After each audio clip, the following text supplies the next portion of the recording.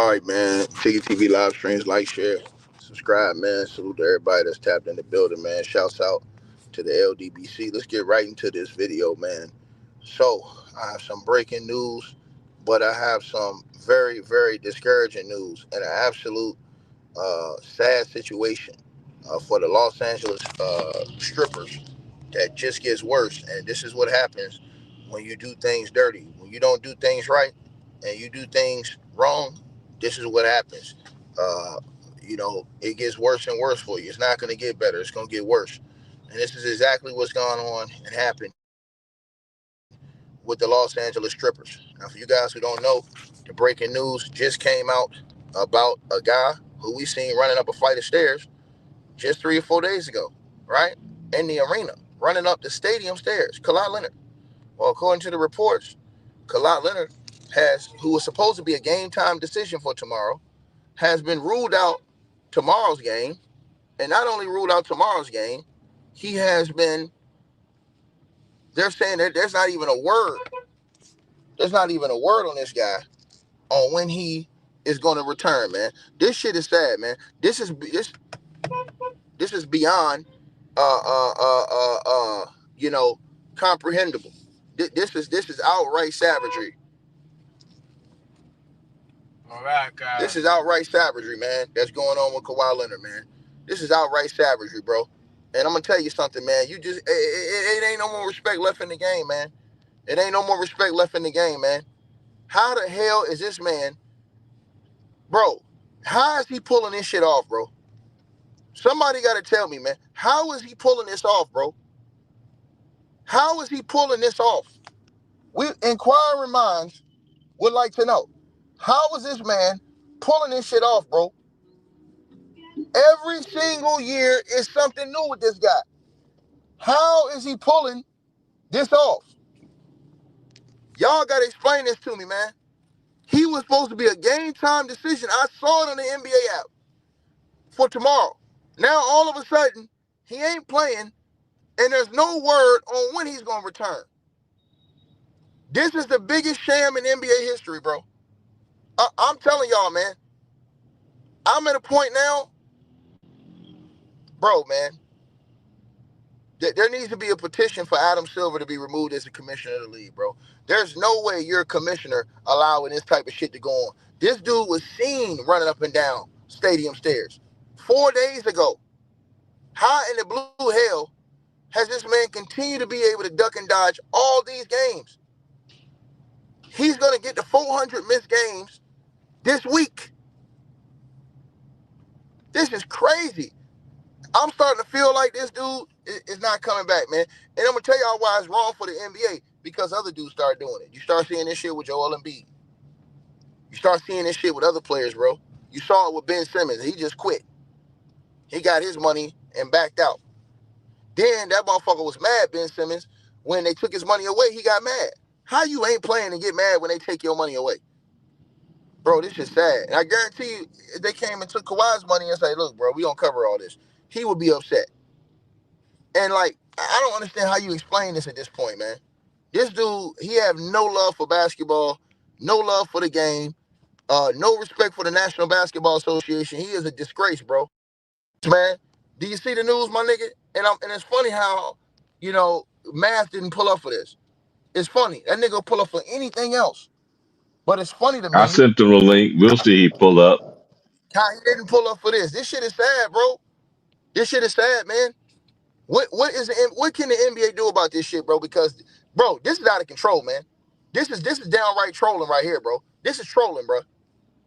But then again, Ticket, this is why Ticket's like, I appreciate you, and I always did, bro. I know that niggas always want us to go at it and everything like that. But That ain't gonna happen.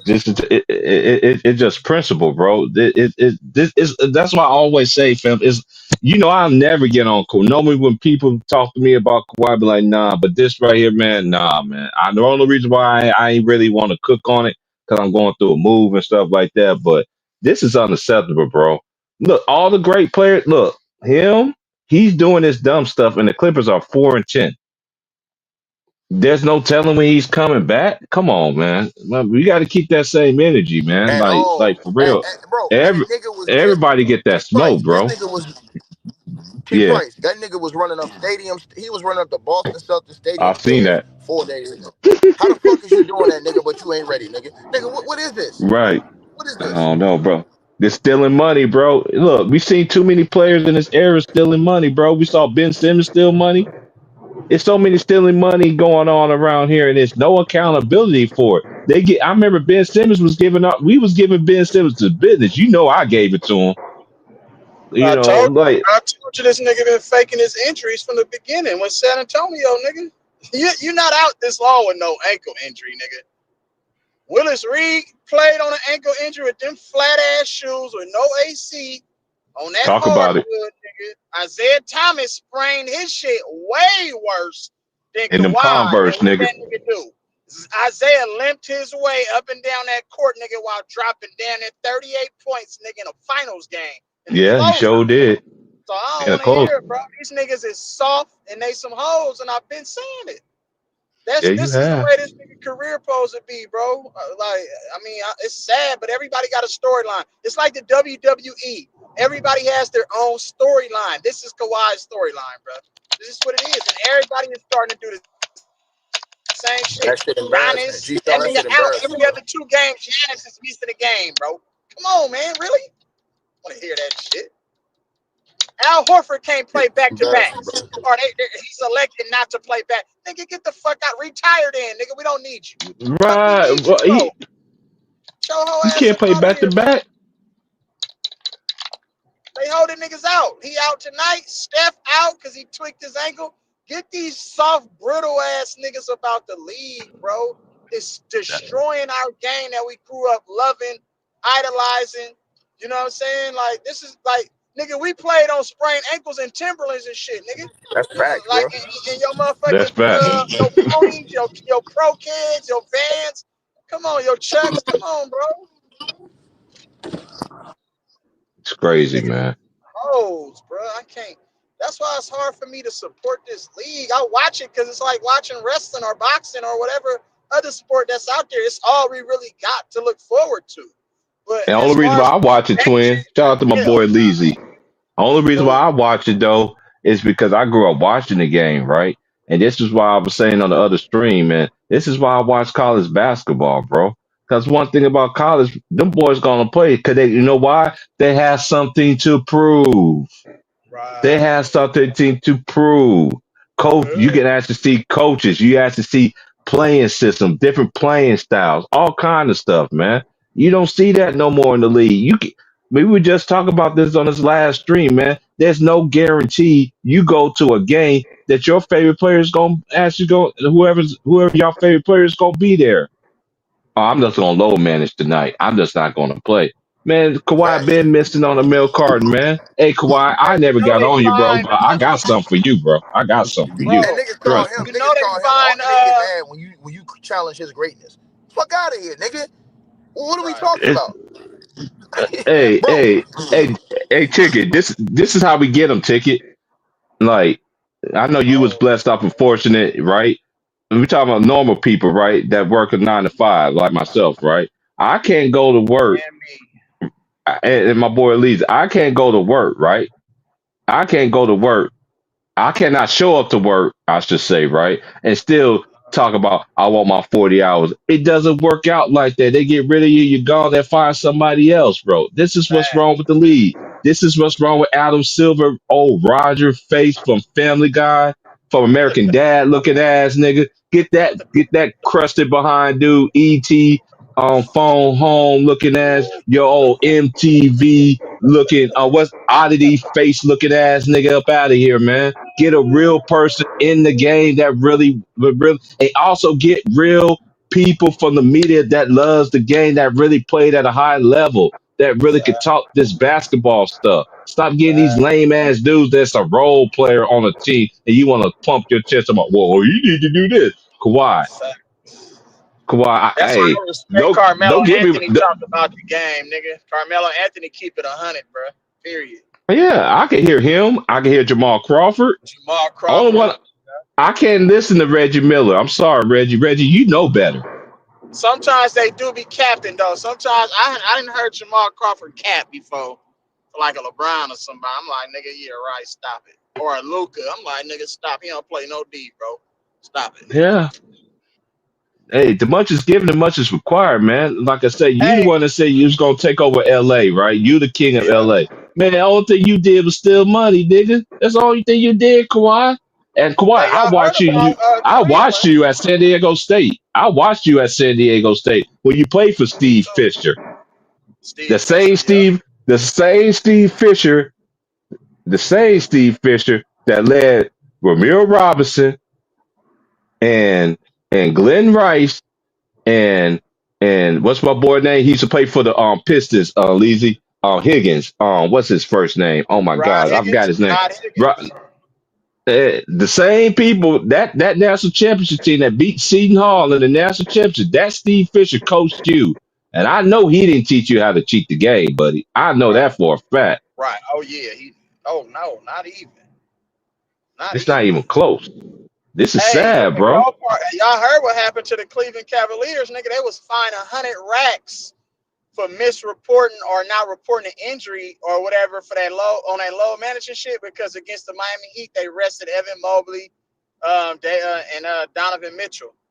But I'm like, But how they get fined, nigga? But everybody else get the nigga lie to the league about. exactly, they I pick got and some choose, phony fam. ass injury, nigga. What the fuck? Hey, bro, real Yeah, talk. I want Adam Silver out, bro. I'm just being honest with you, T. Price. Because see, we underappreciated David Stern, bro. Because see, yeah, we David did. Stern had all this shit in check. I said this the other day, bro. I wish David Stern. At first I was like, yo, David Stern being racist with the dress code. I wish he had the dress code back.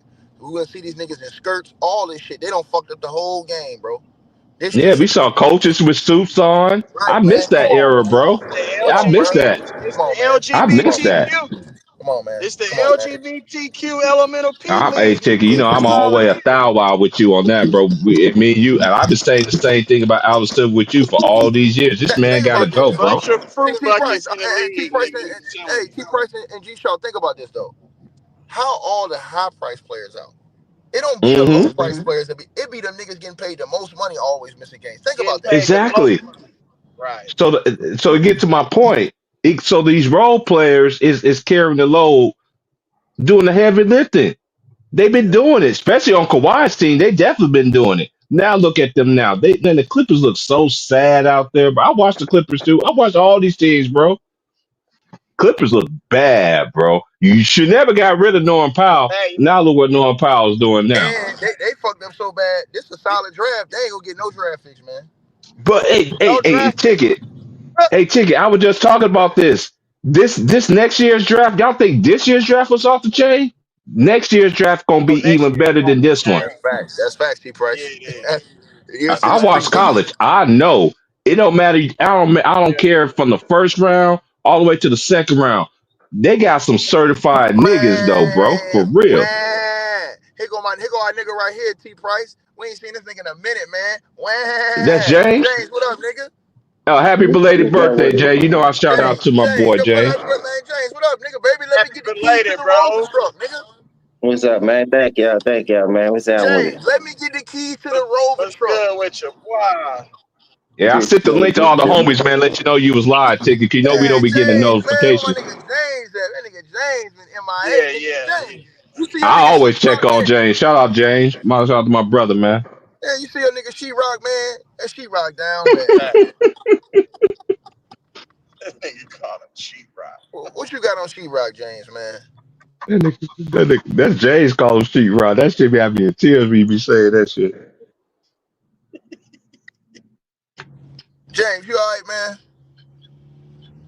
James must He'll be in a come in, bad. ticket. Yeah, Yeah, he he in must. it. Yeah, Hold on, he'll hold come in. on. Bad connection. He probably got bad connection. Man, that shit crazy, man. I'm telling you right now, man. That shit, bro. I hate Adam Silver, bro. I'm be honest with y'all niggas. I know niggas be thinking I be putting on, nigga. I'm from a different era, nigga. Niggas, we I've play games, been nigga. Niggas, telling niggas y'all play niggas games, about bro. this league. Niggas play games. There go James right there. James, you alright? Yeah, man. I don't know what's fucking wrong, man. My shit tripping for Man, some reason. James, man, what's But up with hey, your nigga Sheetrock? Man, they said that nigga ain't even got a timetable no more, bro. Come on, man. Now, do you know he cheating the game and then brought up a good point. You don't want that shit to blow over and disrupt it. But it's already done ball over. You could tell the way the team playing. They really close out games. Todd Horner could do so much. They do have a nice little roster over this thing they go about it the wrong way, putting the ball in certain people's hands in key situations. Like I don't know, Nick Batum still got a spot on. You know, this league go young. They're not on young though. They want to hold to these old veterans, and you know that's the team. So a lot of them dudes looking at they starting to feel some type of way, like getting away with all this murder. To go out here and lay it on the line, but he get credit for it. I mean, that's why I be trying to tell people. I'm glad you're keeping the pressure type situation because a lot of people are not talking about it. But if it was the role player, boy, everybody need to be talking about it. That's why I don't be wanting to talk about that nigga. Everybody, So James. we James, we and this we is what, handballed bro. this nigga already. It's time to cook I some of these tell you, other bro. veterans who out here cheating the game like and Kawhi cheating the goddamn game, but I don't give a fuck what nobody say, dog. There James, ain't it nothing was a wrong with that thousand. dude. James, I counted damn near. I had to count damn near 200-300 videos on on LeBron James, even though he wasn't playing the first 14 games. Bro, how many videos you think was on Kawhi, bro? Probably less than 10. Come on, man, bro. On whole, all YouTube. Come on, bro. And that nigga been doing that shit every year, nigga. And it started with the Spurs, though. See, this the whole thing. I always thought if you could get away with Yes. something, you're gonna get away with it. You know, we looked at the Spurs Mhm. organization as one of the top-notch organizations in the league. So how the hell you try to throw them niggas and slander their name, but here you still doing it at the end of your career? Not only that, James, what's the saying though? Back in the day, well, how the old folks used to tell us back in the day, birds of a flock together, or and if someone, what's the Yeah, word? What's the birds of a saying? feather fly together, nigga. Birds Birds of a of a feather Yeah, flock feather. together. yeah, Birds of that a part. feather. Yeah. Birds of Hey, a feather flock this together, another right? thing. It's a lot of stuff, bro. I'll be trying to tell people. They always talk about this era more skill, got more leadership. But dog, the young dudes, look what Shea Anthony. This Anthony Edwards second Western Conference Finals in a row. I don't know why people think the league not gonna be in good hands with this young talent that we got. We just gotta push the old dudes out the way. None of these dudes don't want to take a backseat. That's the problem. They still think they got it because of their name hold weight. But at some point, you got to know how to move on and promote more talent in the NBA for the fans to get their money's worth. And a lot of these younger teams, look how the Bulls playing. Whoever thought the Bulls would be out there doing what they doing? You know what I mean? And they don't have no Jokic's, they don't have no Jamal Murray's, they don't have no Donovan Mitchell's. They doing it as a team. We don't promote those type good teams no more that's doing it fundamentally sound and sticking to the basics. Everybody can't get a superstar because of the salary cap reason or whatever. But everybody else could go over the salary cap and hit the luxury and cheat the system and still go there to get their ass whooped for some reason.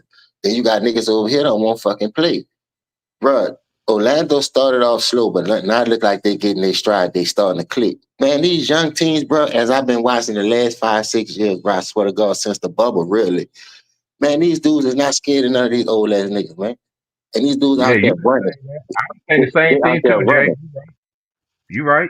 It's a young man's league, bro. You I'm remember gonna give you James and they another was example arguing right with us. quick. Look when Go Steve ahead, bro. Kerr look when Steve Kerr inserted Kaminga into the offense. Got out his own way. They had a nice little run. But coach is supposed to see that. But they ain't gonna look at the team. Look at the team Steve Kerr was able to play with Michael Jordan, Scottie Pippen. Go play on the pop now, get a couple of rings. Now he a coach playing with the Splash Brothers. They don't want to look at that, but they give him all the credit. Nigga, you ain't was not to coach the US team, dog. Any other coach, Chuck Daly, Larry Brown, Mike Krzyzewski. Any real legend coach, man, none of them games wouldn't have been close. X's and O's mean something in basketball. Because you got a team that stacked to the highest order. That don't mean you're gonna win. You still gotta coach these players up. Athletic ability and talent ain't gonna always win, especially in the bigger moments in the game. For a championship, the highest you go from first, second, Western Conference to the championship, the levels get harder, man. It's like trying to say the princess on Mario Brothers. Y'all know how that shit go. Unless you got a cheat code, nigga, you got to What go up, through the grind the James? right way. What's up Brother. with it? What up, man? You He got to So, did go an to the brown and overhaul white way, dog. so And I like what Kawhi, OKC doing. the I Bulls, like what the Bulls doing. I like what all these young teams doing, my dog. Houston Rockets, yeah, my Rockets, yeah. If you look, I like how they closed that deal yesterday. Dog, look, the Suns, bro. What done got into the Suns? Easy schedule, yeah, easy schedule. But listen, you play who in front of you, they winning. Some of Okay, these games they'd have been getting their ass whipped last year. Y'all yeah, know that. but we gotta So assess it the right way though, James. It's been an easy schedule, bro. I I'm not praising easy schedules, bro. They can't sustain this type of play, just like the Bulls couldn't do it. So the Bulls are back. What were the Bulls like? 2 games over 500. So Yeah, I mean, it's still early, bro. Kawhi Leonard ruled out for tomorrow. Clippers 4-10. Okay, I mean, I'm supposed to go crazy over this shit? No, I mean, why are we surprised by Kawhi taking his time to come back, bro? Like, I'm not surprised by this shit. I'm not. Listen, I'm not a Clippers fan, so I can care less. It doesn't impact my Houston Rockets, and so the Clippers are going to operate how they operate with Kawhi Leonard, bro. And so why are we shocked or surprised? This is how they do business over there. So I mean, we just got to wait and see, bro. That's Fuck, it. fuck all oh, the fuck all the oh pleasure. man, you don't think that's cheating the What's game, up? man? What up, James? Hey, Ticket wants hey, smoke with me now because I hey, said that. hey, Let's hey, get No, it. hold up, man. I'm Let's gonna get ask you it, a nigga. serious question. Hold up, Tyson, ticket. bring Hold up, your bitch ticket. ass up here, Tyson. Oh, Fuck oh, ass oh, nigga. oh, Go oh, ahead, man. oh, man, you don't think that's cheating the game, though, dog? What do you mean? Dog, you can play, dog, What bro. do you mean See, cheating Listen, the your whole game, ass bro? nigga talking about something. What you mean, James? See the games he Hold play, on, bro? You James, can't James, do that James. shit, bro. When you say cheat the game, bro, like you can't tell another player how he You feel, just bro. seen a nigga running up stadium stairs 4 days ago. Nah, what I said, hey James, what I said was, what I said was, Man, stop this he shit. should be Come able to on, bro. fight through the Man, pain. That's stop what I this shit, said, bro. Come bro. on, man. Come I on, man. said that Come if on, he can run man. Come on, man. upstairs at an Man, arena come at on, an bro. You don't lost incline all level, credibility, he man. should deal with the pain and play in these games, bro. But it doesn't mean he's cheating the fucking game, bro. He That's up to is him. cheating the game, nigga. No, it's not, nigga. No, it's not. No, it ain't. Yes, it I is. know. Hey Nigga, you man, get you paid can't. 4 times Hey you get man, on the fucking court. it's It's no not way cheating the you can game, run Leezy. it. It's not, bro. It's no. No, Yo, but I look, hate this it's nigga, no man. way That you nigga a can whole run on bitch, an man. incline. How you running on an incline, but We you agree can't on run that part, straight Leezy. up and We down? we we agree on that part. I agree with So you to guys. me, He, that he means should be that playing. you are sitting out games in which you know that you're capable of playing. That's cheating, bro. You're getting paid millions of dollars. You're cheating, bro. You're not performing your Mm-mm. services like you said earlier today. You're not performing your services, but we're paying you to perform these services, but you're not performing them. That's cheating, bro. I Yeah, can't but show up it's to a work thin, and not work, nigga. I but gotta it's show up going to to work be a and work thin line for them between. to tell my ass to go home, bro. It's going to be a very thin line between I can play with this pain or I can't play. Listen. I don't agree So with this shit, bro. I already said this shit. I don't agree with it. He should be playing. Kawhi Leonard should be playing, bro. If you can run up some fucking stadiums, flights, and stairs, and deal with the pain, you can deal with the fucking even court on the. I agree with you guys. All I'm saying is this: I can't tell that man his pain threshold for him to say I I'm not get that. playing. I don't like it. I don't listen. I don't like it. I don't agree with it. But league rules and the way the NBA functions, bro, nah, it's not cheating, bro. Now, if they put a rule in the book, then if fucking they could go into his body and say you can play, then it's cheating, bro. Until then, They I, did I that. can't say They that. did that. Did you see what they did with the Cavaliers? They fined them $100,000 because Donovan Mitchell and Evan Mobley rest against the Heat. Hey, But see, all they doing was man, low you know managing, you don't, which is Yeah, man, legal. but that's man, you know different you though, Why don't they fuck, Leezy. can't man, That's you know that's you don't, rest? that's Why they different, man, you Leezy. know can't you don't, rest, bro? you don't Different. fucked up, right? Hey, man, you know you don't fucked up, right? So you said you I can't see, guess I you did, can't bro. see Go ahead, Kawhi. bro. You said you can't see Kawhi cheating the game, but you always say LeBron James cheating the game. What do you mean? Like, can you You give me an nigga, what example? you mean? What the fuck you mean? Fuck you mean what I mean? Give me the example, bro. When LeBron James had the foot injury, you came in here and where everybody was saying that nigga was faking that injury, you came in here and said the nigga was cheating the game. I I said he got was you on faking that. his injury. I got you the foot About injury, the nigga. The foot? About fake his ass foot? foot No, his injury. Yeah, sciatica. the About other his year, yeah. sciatica. No, not the sciatica. No, the other year when the I nigga know, had the but we fake didn't foot see injury, LeBron James get hurt over his it sciatica, was though, like bro. that nigga said he went to see the feet of doctors and his shit healed all of a sudden. Man said, nigga, that nigga, Matt couldn't tell that nigga pain threshold or not, Oh, but Matt said that nigga was cheating the he went game. to the college. That nigga got a He whole went to different LeBron energy with LeBron James. That's my problem with you niggas. Yeah. If But if you want to tie the two together, man, go ahead, man. and say we can't challenge Hey, Kawhi's Phoenix greatness. If you win. want to tie the But two you together, challenge man, go ahead, LeBron's man. greatness. You challenge LeBron's Hey, greatness. did Phoenix You win hold on. You last night? challenge LeBron. Oh, you done now? Hold on. You done now? Here come Pastor right here. You done now? Go ahead, What the Pastor. fuck that mean, nigga? Pastor's delusional, bro. What do you mean? Here come Pastor, nigga. Yeah. Fuck that mean, nigga? What is you talking about, bro, Mass. nigga? Hey, Mass. I come in peace. You don't need to panic, bro. Okay. You don't My need to bad, panic, Pastor. bro. Hi, You Pastor. don't need to panic. I How come you in doing, peace, bro? I'm blessed, bro. Okay, there you go, bro. Good to hear from you, Pastor. Good to hear You from don't you. need to panic, man. How y'all doing, man? Salute, brother. I'm Man, blessed, don't bro. let that nigga off the hook, man. That nigga come talk trying to that nigga a clown, Man, man. Them y'all niggas talk know, all that shit. Hey, Mass. Pastor. Y'all Them know, niggas talk Mass. all that shit. Hey, Pastor. Well, They you talk said you all come that in peace, smack and now you're about saying you know LeBron Mass, I James bro. am. faking. I mean, Hold you on. want smoke or you They don't want talk smoke? all this dirt. I don't They need talk all smoke this with you. dirt You about smoke LeBron James yourself, faking. bro. I don't need The smoke. Lakers. Hey, Do it Pastor, to the Lakers yourself, ain't bro. gonna do shit. The Lakers ain't gonna do I that. heard. The Lakers ain't Yeah. this. The Lakers ain't that. He But ain't they don't saying got nothing the about the same Lakers energy now. for them strippers. They ain't got What do the you mean same now, energy Pastor? for Then them that winning stripping shit, ass Pastor. strippers. Hey, but What you mean now? Hey, Maz, the This Clippers nigga said the Lakers they wasn't now. shit. They wasn't shit with a healthy And he Kawhi. said, hey, Pastor, I So and know he that, said the Breezy. strippers, Breezy, I know he that. had the nerve to say, Pastor, the strippers was going to be contenders before the season. He said that. He did. What'd you I say? I remember. said, take it. What happened? You heard what you said. You said the Lakers was going to be frauds and the strippers was going to be contenders. He don't got the same energy, man. Hey, I didn't know that the NBA season was fucking over in fucking 15 games, bro. What It's the fuck over are you for talking about? the strippers. It's You like they think ain't the got no strippers? hope. Hey, hold Hold on. on. Time out. Hey, Hold on. Ticket. Are the Lakers frauds or Man. no? Hold on, Mass. Are they frauds or no? Hold on, Mass. Hold on. What is Ticket talking Do you about, think capping ass nigga? Hold on, Mass. Do you think the Clippers are gonna turn around this year? No, I don't, bro. They're frauds. I've been saying that shit. Go ahead. Is over. You been saying they fraud? I've been saying this shit, bro. You wasn't saying that at the beginning of the season. Hey, hold on. Hey, Pastor. I thought they was a top 5 team in the summertime at the beginning of the season. Hey, with all Pastor, that. do you think? Hey, Pastor, are you Lakers frauds? I still think the Lakers are No, they're frauds, not though. frauds. The For Lakers sure. Oh, they're not frauds? Okay. Yeah, I know. Lakers Yeah, are you're right. frauds. Yeah, you're right. Hold on. What do y'all consider frauds? What do you Hey, consider frauds? that wasn't the topic though, man. I want to stay on the strippers to be honest with you. Because What about the strippers, bro? Bradley Bill out for the Really, season. Kawhi ain't coming back James, Both of this them week, niggas nigga. James, trash, Pastor, look at this, good Pastor. to hear you. Remember Both when of the them. bubble came and you and Ticket made that bet, and you said when they put that team together, you said something that stuck out to me, dog. And ever since then, they blew that 3-1 lead. They are who they are, man. I don't give a fuck whether they're healthy, Kawhi play or he don't play. Dog, that team will never amount to what people expect them to be because of certain reasons. First of all, you got to be available. Hey, James.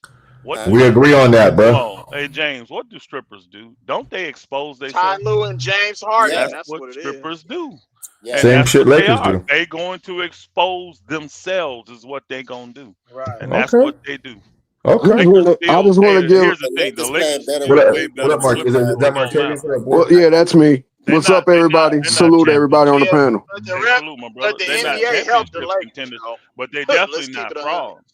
Well, let me give some pushback because I hear a lot of things a lot of people are saying. Me and Elder had a conversation before the season started. Even you, Elder, didn't say they were going to be a contender. So let's not act like an 11-4 record means they were going to be a contender because they still got their ass blown off the fucking floor against OKC until they can beat some actually real good teams who are healthy. Contenders. Hold on, brother. Who said that the Lakers is contenders? Well, you're talking like they're contenders. I don't think the Lakers are contenders. If they were frauds, and you said no. No, I'm not.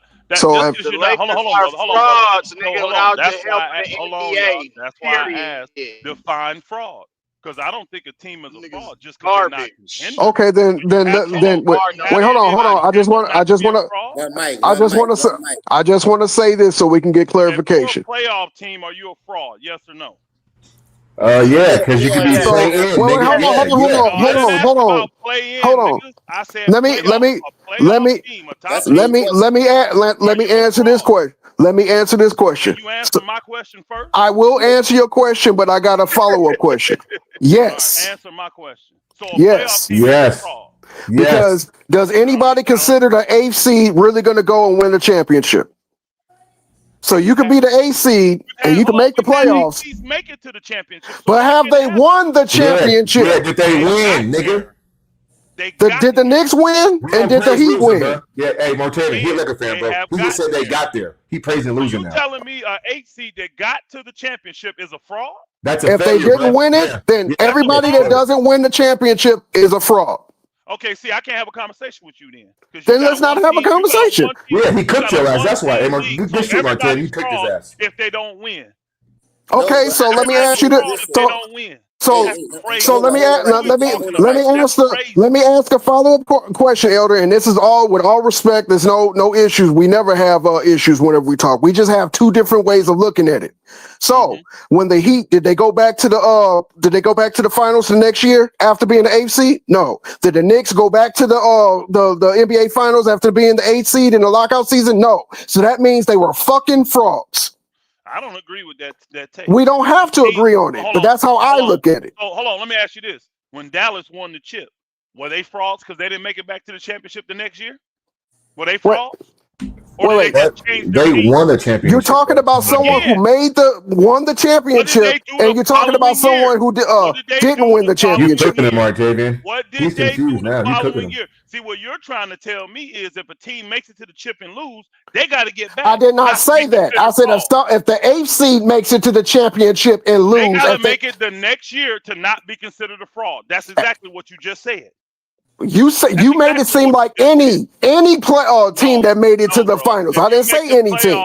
If you make the playoffs, that means you have a chance to win the chip. To me, you're not a fraud if you make the playoffs. He playing semantics. I'm not playing semantics. I don't believe in this. Listen, everybody, I don't believe that everybody's a fraud just because they don't win the chip. Yeah, that he's don't doing make it you a both fraud. ways from a top seed. That don't make no damn fraud. If they don't go back, that means that we got 29 frauds because everybody knows OKC gonna win the chip this year. Everybody knows OKC winning the chip, so we got 29 frauds. So why the hell are we talking about the other 29 teams if they frauds? Why are we not talking about OKC? Why are we talking about Kawhi? Why are we talking about Kawhi? Why are we talking about the strippers then? Why is there a topic on these niggas? Because Ticket made the video. That's why. Because Ticket obsessed with him. That's why. Every video should be on OKC then. The last 10 videos have been about Kawhi Leonard, bro. That's why. League, and they have no chance of winning. Because Ticket is obsessed with Kawhi Leonard, bro. That's why. Man, and it's kind of funny, Elder. You said that don't make a team a fraud. I think it's because of the investigation, though. Nobody else ain't talking about it. Why are we even playing the game then? If everybody that loses is frauds, why are we playing the game? How do teams get better? Well, let me give you pushback. Why in the hell in the 2022 season were they pumping up the Lakers when they had a damn losing record, talking about they need to every Sports Center, every Undisputed was about the Lakers, and they finished 33-49. They wasn't talking about the eventual champions. They weren't talking about any other team in the league. They were just focusing on the Lakers, and the Lakers was a fucking fraud. Cooked them. Good shit, Martin. You cooking past it, bro. I would agree that the Lakers ended up being a fraud because now he agree with you. On that year, because everybody thought the Lakers were going to be better with these old dudes in their names. Even when they were eliminated from playoff contention, they were still talking about the Lakers. Even I thought they would be better. Everybody thought the Lakers was going to be better than they were that year. That's a real fraud to me. When you think a team's going to be something and they show you they're not that. That's what the Clippers are this year. All y'all was talking about how the Clippers was going to be good. Top 4, top 5, whatever. They're going to contend. Even Draymond, dumbass, come out talking about they're contenders. No, these niggas not. They 4-10 with no hope in sight. They're frauds. I don't consider the rest of the teams that are competing that have a chance to be frauds because they're doing what they're supposed to do. So let me ask you about last year. The whole Lakers in 5 and they lost in the first round. Were they frauds? Top 3 seed. No, I didn't have I didn't have the Lakers winning last year, so they're not frauds to me. But we're not talking about just your opinion. We're talking about the consensus. When they were saying they're going to beat OKC. Hold on, bro. The consensus didn't have the Lakers winning. The consensus did have the Lakers winning. They didn't have the Lakers winning the chip. They did have them beating Minnesota, but not the chip. So yeah, they came up fraudulent in the first round of playoffs last year. But so you mean had the Lakers winning last year? So you mean that whole Lakers in 5 was just about the first round? Besides, yeah, it was. That's what he was talking about. Man, stop it! It was Lakers in 5 after the damn Luka trade. Who came up with Lakers in 5, bro? Shannon, and then the rest of the damn media took flight with it. What is Shannon? Then who was it? What is Shannon? Right. Shannon is a media member. He's a LeBron James Brontard. So what the hell else you expect him to say about anything LeBron do? Nobody took the Lakers. No real basketball people had the Lakers winning the chip last year. You name me one person that came on here that cut it up with us that actually had the Lakers winning a chip. I don't remember anybody saying that. Not one person that comes. But we're not talking about people on YouTube. We're talking about the media and the motherfuckers that getting paid. No, bro. If you want to talk to media, go talk with them. We own YouTube. We talking about what we talk about. What is you talking about? You came in here bringing up Shannon Sharp. We were talking about our opinions about these teams. The Lakers in 22. These fraud Clippers this year. It was our opinions. We ain't thinking about what these dudes saying. All they do is come out here and steal our content anyway. Everybody knows Shannon Sharp on his knees. But got a damn contract with Missoula for knee pads. Everybody know that. Nobody thought the Lakers were going to win last year. We didn't think they was going to beat Minnesota, but we didn't think they was going to win no chip. And I will say that the Lakers were fraudulent last year because we thought they were better than what they were. They got their butt smoked in that first round. So they did end up being fraud. But I'm not saying every team that loses is a fraud. I ain't saying that. That's ridiculous. So every team that loses is what? Not frauds. They're not frauds because you're a fraud when you present yourself to be something or you believe to be something that you're not. If a team like Minnesota, they won frauds last year because none of y'all had them going to the Western Conference Finals. None of y'all did. None of us did. How's that a fraud? That's a good year for them. So because they didn't win it, they frauds? Man, stop. I'm not with that. Well, we don't have to agree, but that's how I look at it. We don't give second place trophies out. I didn't ask. Do you think that the damn Celtics, when they lost the championship? Can you tell somebody the definition of the word fraud? Maybe we should learn how to use proper speech. Tell someone the definition of the word fraud. Because if everybody that don't win is frauds, why do we watch the games then? Why? That's ridiculous. They're not frauds because they don't win. You're frauds when you don't achieve what everyone expects you to achieve. When you underachieve, that makes you a fraud. You niggas, y'all, what's this? Now, I agree with that part right there. The hell? Somebody got a bad echo, man. Who was that just came in? Somebody got a bad echo. We will totally disagree on that because I don't think that every team that loses is a fraud. They're not. A lot of teams have good seasons because they overachieve. Guess what? None of y'all had the Lakers being this good right now, especially with LeBron being out. They ain't frauds right now. They frauds in your eyes because you hate the Lakers or you hate LeBron. But they ain't frauds. Did everybody leave? Am I the only one in here? Maybe I. You're not the only one. Oh, okay. I couldn't hear nobody. Okay, I couldn't hear nobody. I know. I heard the little then I didn't know if anybody was in there. You know, go ahead, Elder. I agree. I don't like using that fraud thing either, though. I don't like. That's too broad, bro. Fraud is fraudulent as fake. Yeah, gotta use better words. Fraud is fake and fraudulent. Doing something that saying you're something and you're not that. That's a fraud. Most of you won't hear frauds because you think you know basketball and you don't. You want to come off crazy opinions and they end up falling to the ground because you don't know the damn game. Y'all hey, frauds. Ticket, Ron Tom backstage, Ticket, if you're listening, bro. Y'all frauds.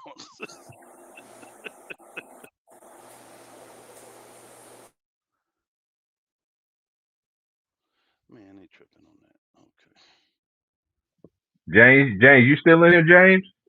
I think everybody got kicked out, man. Yeah, I'm here. Because done fell off the panel, man. What the hell? Man, what you do for your birthday, man? That whack take. Shit, man. Everybody's fraud. I went out to eat and I went to go watch that new Predator.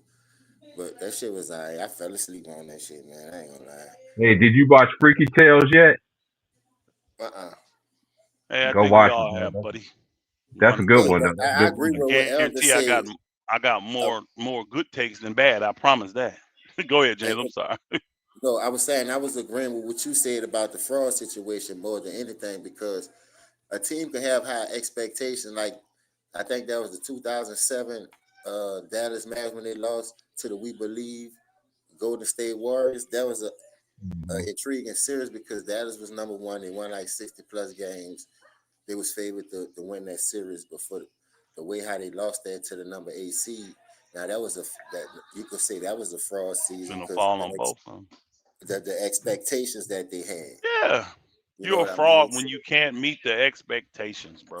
You That's ain't a why I agree fraud with what just you were because you saying and don't how win you the broke it down. championship. You ain't a fraud. Think about it. Chicago right now, they're not frauds because where did Okay, everybody I'm have you back. Can from? y'all hear me? I don't mean to Yeah, we interrupt can you, hear you. Elder. Can We you can hear hear me? you. We I can hear you, tried to brother. look up. I tried to look up the word fraud, but the only thing that came up was Tyson's weak ass. I heard you said in the fucking chat, bitch ass nigga. If you got something you want to say to me, nigga, don't write that shit in the chat. Bring your bitch ass on the fucking panel, motherfucker. Tyson hide behind that girl. You Tyson know hide behind Tyson that be old doing woman. that, man. I'm sorry. Tyson gonna I'm throw them sorry, shots. I'm He gonna throw sorry, them Elder. rocks, Finish man. You know saying what you were Tyson gonna saying. throw them rocks. He gonna throw them rocks. Tyson Right, gonna come motherfucker in gonna here. be You trying ain't to get talk cooked. about I got cooked off the damn panel. This motherfucker want to hide behind his goddamn keyboard. I don't give a fuck if you at work. If you got something you want to say it to me on the panel. Don't say it in the goddamn keyboard. I'm tired of you doing that shit. This is the fourth time you did that shit. That's You know, Tyson, man. Tyson. That's our guy, though. He'll get in here when he can, though. Tyson, when he available, he'll come in here and get cooked. He sets himself Now up to be cooked back all to the what time. you were saying, Elder. You I asked for just the don't agree with your you asked for the argumentation. definition, correct? Yeah, yes, I I did. tried to swipe and go to the definition and kick me off the panel. So here's Oh, okay.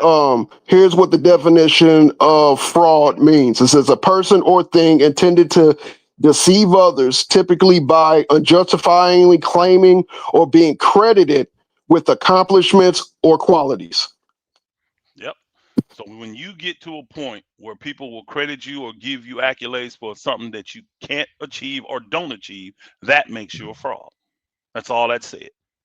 That Yeah, makes you because a see, fraud. look, the number So 8 a seed. team like Minnesota, yeah, 8 seed getting to the chip, that no one expected that. That Thank ain't you. no That's what fraud I'm saying. team. So that's And they not no don't have fraud. to get back the next year to prove that they were worthy. Why? Because we know that once you have achievements in sports, the one thing is going to happen is guys going to want their bread. So you're going to probably lose guys with the more successful you are. And if you can't pay them because you're in a sport that has a salary cap, you're going to lose them. So your team is going to go under new construction or be reconstructed like Dallas did that year. So just because a team gets to the chip and don't make it back the next year, don't make them frauds. Okay, now Don't so make them frauds. you're talking about the Dallas Mavericks? When? Wait, that's before we got off the that's before I got kicked off. You said something, I forget what you said about the Dallas Mavericks. Are you talking about the Dallas Mavericks that won the He I don't championship? think that no, the he Dallas said did that Mavericks. make the Dallas Mavericks frauds Oh, the that they year they didn't go won, yeah. back that after When they they won it won, in the next year they didn't go 2011? back. Yeah, they didn't Because go he back tried the to next use the year. number 8 seed as being the fraud because they didn't have no expectations. So how was they able to fraud when nobody expected them to even get there and get out the number 8 seed? That's why they What the he was number 8 trying to seed. do, what he tried to do was say because they made it, but then the next year didn't. That made them fraud, showing that they didn't really belong there because they didn't make it back the next year. You can't go off of that. So Now, that's why I They use was already the Dallas. number 8 That's why I use that's a Dallas great when question. they won and they That, didn't make it back. That's that's a why I great use Dallas. question. Did you or did you not, Elder, say, especially as a Laker fan, I got no dog in the fight, all right? I got no dog in the fight. But didn't You you mean you as a don't have Laker a team you cheer for? Is that what that means when you say I have no dog in the fight? That means you I don't have a team. right, I watch basketball. I Okay, watch basketball. So got I'm from St. Louis. My team got moved to Atlanta. So, I root for every team that I think is nice. I like watching the playoffs. I like to root for the underdog, but that's just me. But getting back to what something that me and you talked about before, right? You said to justify one chip, you got to go and get a second one or you got to get back to back. Did you not say that? you. No, Okay, no, well, somebody said that. So not how do me. you? I said somebody. You said I you said didn't say it. all chips are credible, and I don't say you got to go back to back to get extra. I mean, it's definitely better if you can go back to back or three-peat, but I don't require that. Shoot, one chip is enough. Just Yeah, to you know win a how chip hard is it is to get one ridiculously chip hard. though, Elder. That's It's what I be trying super to hard tell to get people. one chip. It's But hard to even make it to the finals, bro. People don't That's what I'm understand saying. how So hard it is to make it to the big dance. let alone multiple times, let alone win it, let alone win it multiple times. This is why winning matters to me. And guys that have done it on the highest level, at the highest degree, and showed up in those moments, that's why those guys have a little more credence in my rankings than other guys that show up and flop during the thing. So a team that wins a championship justifies their championship prowess. A team that gets to the finals, loses, and never makes it back to the finals is not a fraud? No. Help me understand your thinking then. I can help you. What were the expectations of that team coming into that season? It's that simple. Go back to your definition. What were the expectations? What did people think? What accolades, what accomplishments were people giving them? Or I should say, accomplishments they expected of them. Did they expect them to get to the finals? Okay, cool. I like how you put that together. 92 Portland Trailblazers, were they a fraud? No. 92. Yes, they went to 90, lost against the Pistons, went back against 92 and lost to the Bulls. Were they a fraud? They never made it back after that, and they were picked the next year and the year after that to make it back to the finals and never did. I don't think there was a fraud because in those finals, they were underdogs in both times. Oh, no, we're not going to say that. Oh, we're not going to say that. I'm just saying they weren't. They were one of the best whether you teams say in it the or Western not. Conference, but nobody had them pegged to win. Yeah. They made it, but nobody picked them to win. They didn't. So they didn't overachieve. They didn't underachieve. I specifically remembering them being picked to beat the Bulls because they had more experience. No, sir, they didn't. 92, the Bulls had already won a year. Remember, they had already beat the Lakers. So how would they have But more again, experience? that 92 how would they have more experience when the Bulls had just won the year before? Because they've been to more conference finals. They've been to a finals and lost, and they was using the fact that they had to go through that West with that deep ass team as they were hands and shoulders better you remember than back then, the East was actually the power back then. It wasn't the West, bro. I want you to go back and think about what you're saying. The East had better teams back then. You want to know what I'm going off of, Elder? Conference. You want to know what I'm going off of? I'm going off of the one championship. Was it undefeated Bulls or whatever the hell it was? The championship tape that they used to have every year whenever the champion wins. I bought that 92 version. And I specifically, they was taking shots out of media saying that they were predicting the Portland Trail Blazers to upset the Bulls. I remember that. Google that, bro, and see who the favorite was. I'm more than positive the Portland Trail Blazers were not favored to win that championship.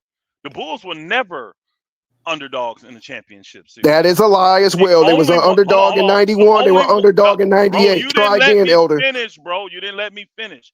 91, there was the only one they were the underdog in. 98 against the Jazz.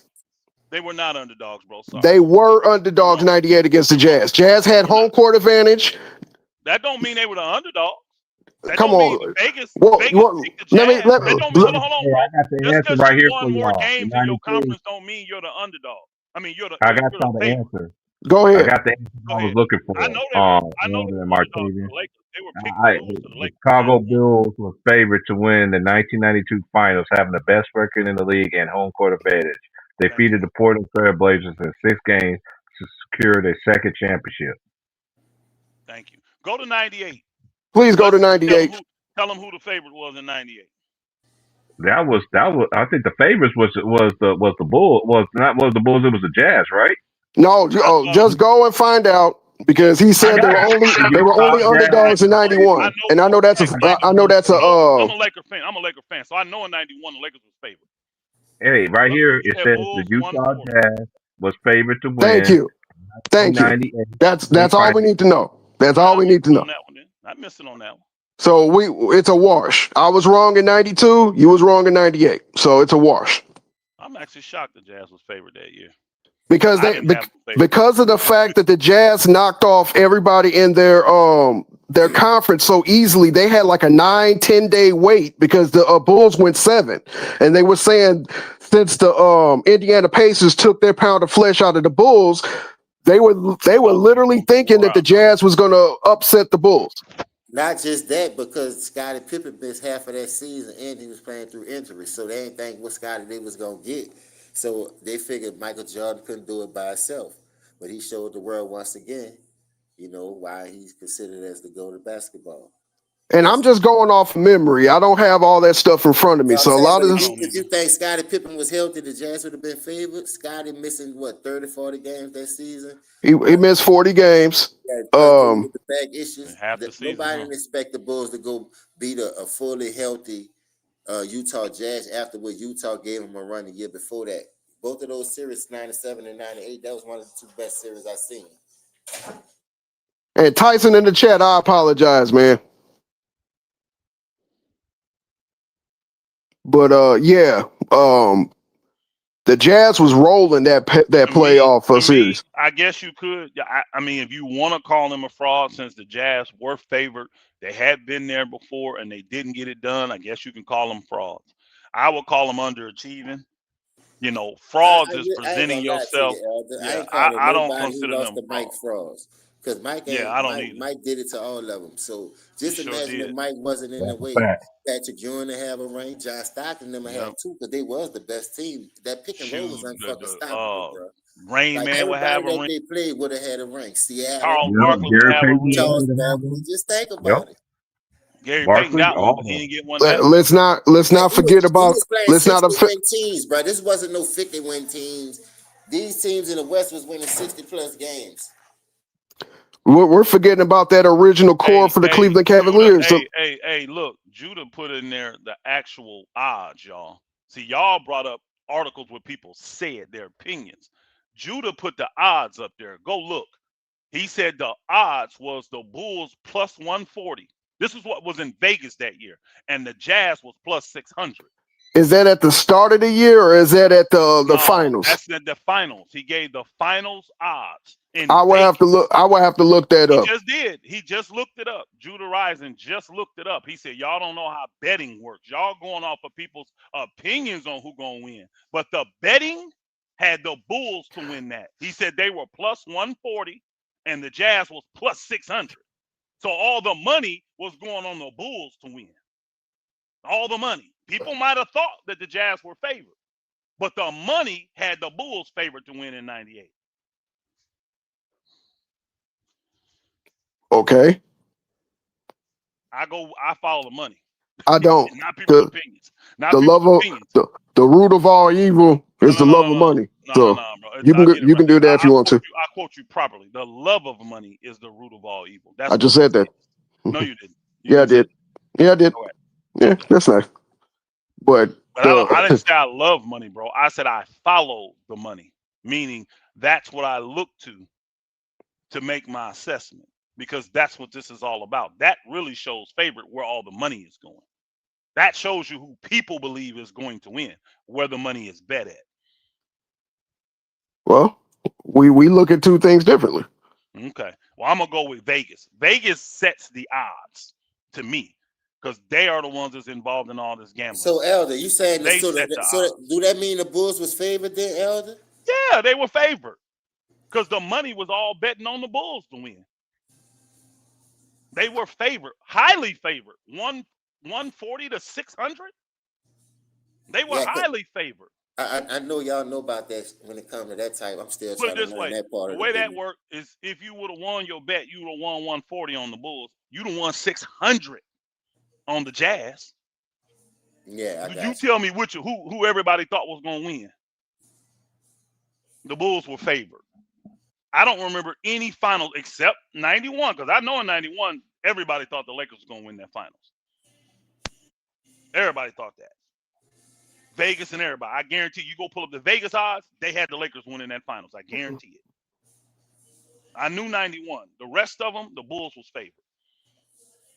Yeah, once you get over that hump, and then you see the dude that's getting over that hump and his mentality with it, you bet it. It's very hard to bet against somebody like that. And then it's kind of impeccable. Everybody went to 7 games, no matter what kind of team they played. This dude never seen a game 7. And then I look at those game 7s again. Oh, go ahead, Elder. What you see? I was just going to say Dubtown King looked it up both. He said they were favored at the beginning of the season and once the playoffs started. He went and looked it up. And it makes sense to be favored at the beginning because they won the year before. That makes sense. He said even when the playoffs started, though, they were favored again. Why wouldn't they be? They had the best record in the NBA in 92. And they had just won the year before. Why would they not be favored? That's kind of hard to believe, too. So the only thing that came in my mind, like I was saying, was the injury to Scottie Pippen, the second best player on the team. So they figured by him not being healthy, that's the only way I can see them giving the Jazz that favor. Alpine's finals said no, Utah was favored in 98, man. He said the betting odds for the 98 NBA Finals saw the Chicago Bulls as slight favorites at a -115, while the Utah Jazz was listed at a -105. So they're going off of preseason odds. Utah, what I'm looking at. No, the Utah Jazz beat the Bulls twice that season. They had home court. Both teams won 60 games. Finals. And Utah was favored in the finals, bro. Utah was favored. He's put up the odds. I don't care about no goddamn odds. The basketball consensus said Utah was favored, bro. All the media picked the Utah Jazz to beat the Chicago Bulls, bro. Hey, and the Bulls lost game one, Martavian. No. I know. But Utah was favored, bro. Money on. We want people put their money on. Utah was favored, man. That's fine. Hey, no problem. And guess what, bro? People put their money on last year, Minnesota and the Lakers. And Lakers lost in 5 games, bro, because you picked the Lakers last year to beat Minnesota, Elder. I did. A lot of okay. Me and a lot did. Yeah. So what that mean, bro? The Lakers, I said the Lakers, y'all can consider them frauds last year. I didn't have the Lakers winning the chip, even once they got Luka. I didn't have them winning the chip at all. I didn't have them even going to the Western Conference Finals. So, but you had them beating Minnesota? I did. I had them beating Minnesota, yes. Because I thought they was going to be able to get past them.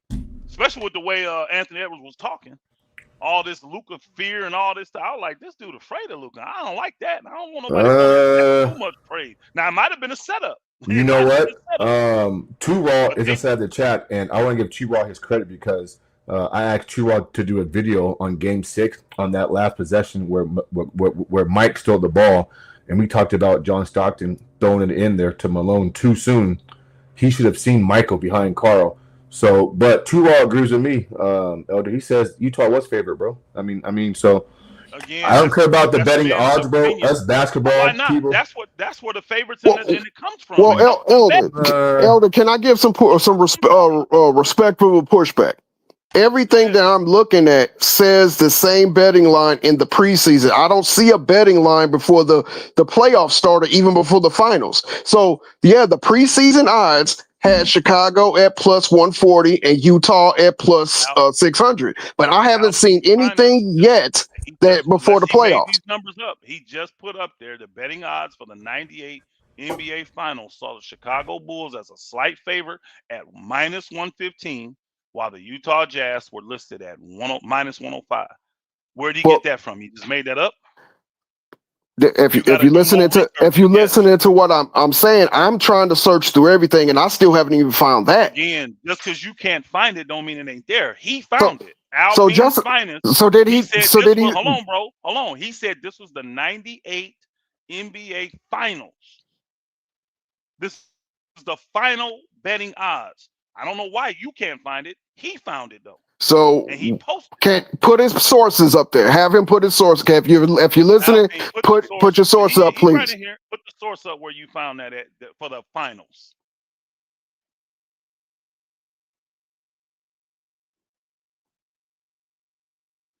Something points. Oh, I don't remember that. They're putting up other points. Yeah, he had to put that in there. At the end of the day, I don't consider some of these teams to be so again, Dubtown King, aka Mike Miller, says I got the same thing when I pulled up the finals. I seen the Jazz were a slight favorite. So is it just me? Put it up there. Tell him to put that up there and state his source. He said he got the same thing, but I saw when Dub King talked, I was seeing preseason stuff. Me too. That's all I've seen was preseason. There was preseason, and then there was going into the playoffs. I understand. Hold on. Let me read the text. It says, all he had to do is type in Google search the betting favorites for the 1998 finals. I did that, but it also said AI generated. I don't know why I would say that, bro. Just type in. Let me type it in. Let me pull it up. It was 1998. that was the first thing I did, 1998 and it said AI NBA overview. NBA Finals favorites. It says the Chicago Bulls were favored heading into the 98 finals with preseason odds of plus 140, while the Jazz was plus 600. And it says AI generated. So I don't know if that's even real. Or is the AI just going off of the preseason? Because they can't have the same odds that they had in the preseason and in the finals. Yeah, the one guy, when they put it up there, he didn't say that was the same odds for the finals, that 600. He said that was the preseason and going into the playoffs. That's what he said, to be honest, to be fair to him. He didn't say finals. He said that was the preseason and then pre-playoffs, like right before going into the playoffs. That's what those odds were. That's what he said that he typed in there. He didn't say finals. All The other my experience in basketball, and I don't follow the money because I don't bet. There's a preseason, there is a start of the playoffs, and then there's a finals odds. Hold on, 1997-98 finals odds. Let me see what this says. Yeah, it's well, this tells, this is sports odds history that I'm on. So whoever wants to know the source, this is for the 97-98 season. This is what we're talking about. Are you by Action Network? Is that the one under S? Okay. No, sports odds history is what I'm under. Sports odds history. And this is the 1997 to 1998 NBA Finals odds. And what it does is it gives you the whole thing. It says preseason, the Bulls were plus 140. First round, the Bulls were plus 140. So that would confirm what the brother put in there, saying preseason and going into the playoffs, they were plus 140. It didn't give, right? It didn't give a number for the conference semis. For the conference finals, the Bulls were minus 125. For the finals, the Bulls were minus 115. The Jazz, October 31st, that's before the season. That was preseason. Jazz were plus 600. Going into the first round, the Jazz was plus 450. Going into their conference finals, the Jazz were plus 300. And going into the finals, the Jazz were plus 105. So that would mean that the Bulls were favored. If they were minus 115 and the Jazz were plus 105, the Bulls were favored. And they won. There's my source, sports odds history. And it actually has all the teams in here. And you're going to get the preseason for every team, and then you get the first round for the teams that made the playoffs. You're going to get the conference round. I think you got somebody asking you a question in the chat, Elder. Okay, let me see. Who was it? Who answered? I was on a different screen. I think that Alpine guy, it disappeared off of mine. What were the betting odds in the 98 NBA Finals is what I typed in. Yes. And we found it. I did the same thing. It was the second one down. It wasn't the first one. It was the second one down.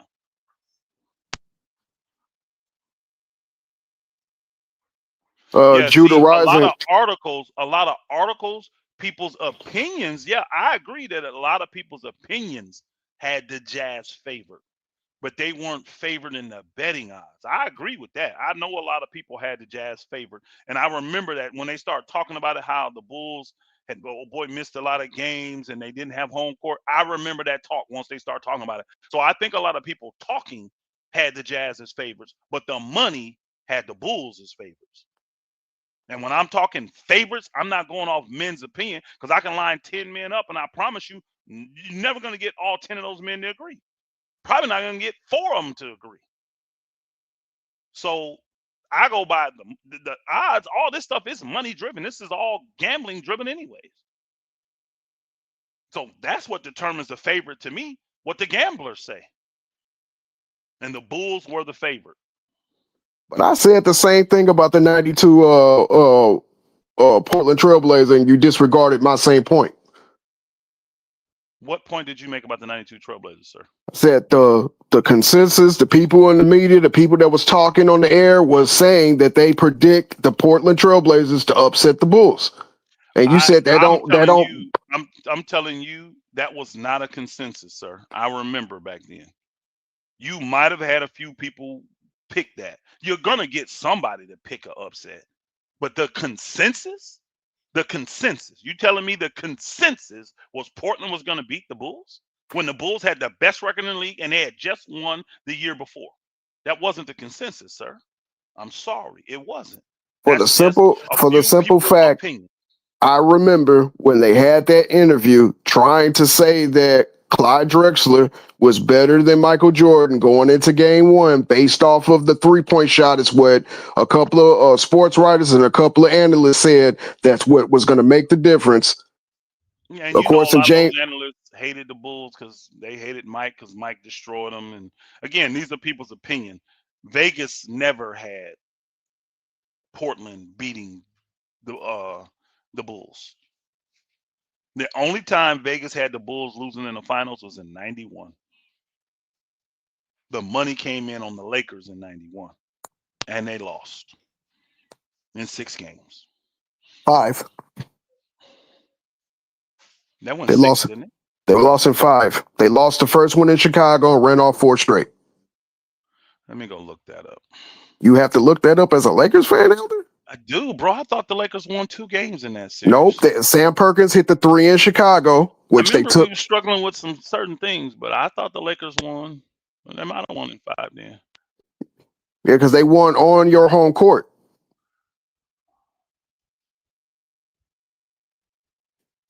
That famous shot of Paxson. That would have been the Lakers had the best record. No, that would have made it game 6 then. No, the Lakers didn't have the best record. The first 2 was in Chicago. No. Sam Perkins took game 1. I'm gonna look it up, bro. I'm gonna look it up because I can't. The Lakers lost in 5, and Lakers lost in 5 to the Chicago because the Lakers won game 1, and the Bulls won the last 4. Chicago or in LA? They won it in Chicago. Game 1, the first 2 games was in Chicago. Yep. Let me look.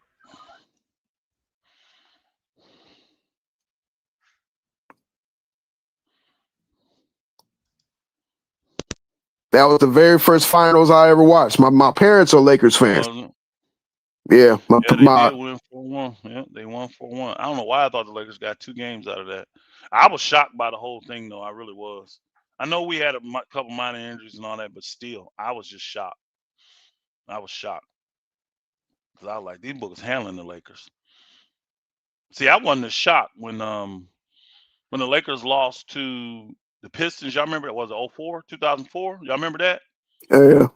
That one didn't shock me as much because I knew the internal turmoil that the Lakers had, and then I knew the injuries that they had, and I'm like, man, you ain't got a healthy Karl Malone because we needed Karl Malone. A 40-year-old Karl Malone the Lakers needed. I was like, nah, they ain't really got a real shot, and I'm going to still pick my team. I'm going to roll with them, but I wasn't as shocked. This one, I ain't going to lie, I was shocked. I was like, man, we getting rolled. We getting steamrolled. Yeah, y'all were right. They won. That's crazy. Set Mike up. Set Mike up, or he took it? No, I'm saying that set him up for his run. Is what I'm saying. Oh, okay, that's what you meant. It's all up. Yeah, it set him up for his run because he went on an incredible run in the '90s, bro. Yeah, ended the Showtime era. When you really think about it, that ended the Showtime era. I know. And the Pistons era at the same time. Getting AIDS, and the Pistons just got hurt. They got old real quick. Okay. They got old quick. They did. Mm-hmm. They did.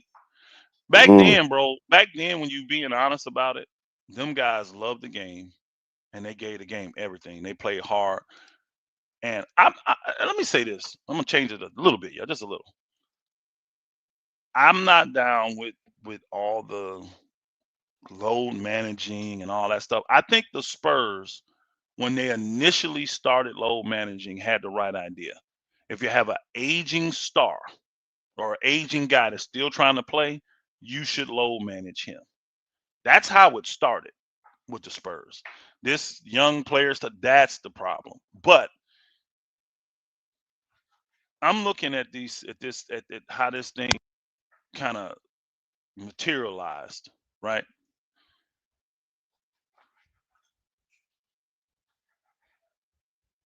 I'm, I think I'm gonna hold that take. Now I ain't gonna put that take out there right now. I'm gonna hold. Okay, I'm Should gonna I'm you hold. gonna. choose Let's your move. words wisely, man, and put it out there? Yeah. No, Cause, I ain't cause, gonna put that out there just yet. I ain't gonna put that take out there just yet. 'cause the people need to I hear the truth, bro. Cause I'll I I ain't know, gonna I lie. know, but that's it's an opinion based on experience, based on you know being a part of it in that era, but seeing what it's turned into, and you see what I'm saying. I'm gonna hold off on that take for right now. I'm gonna hold off on that take. Well, You I'm know, gonna say, just like y'all don't like me saying frauds, I definitely don't want to hear nobody talk about how old somebody is when you make it to the conference finals. I don't want to hear that. no, no, no. I mean, no, you still lose. I'm just saying. Like I've said, the Lakers need it. I'm saying it in a sense of it's sad that they needed a 40-year-old Karl Malone to play with No, them no, to no. win. I'm talking about the Bulls and the Pistons. I don't want to hear the Pistons was old. I Oh, don't want to no, no, hear. no, no.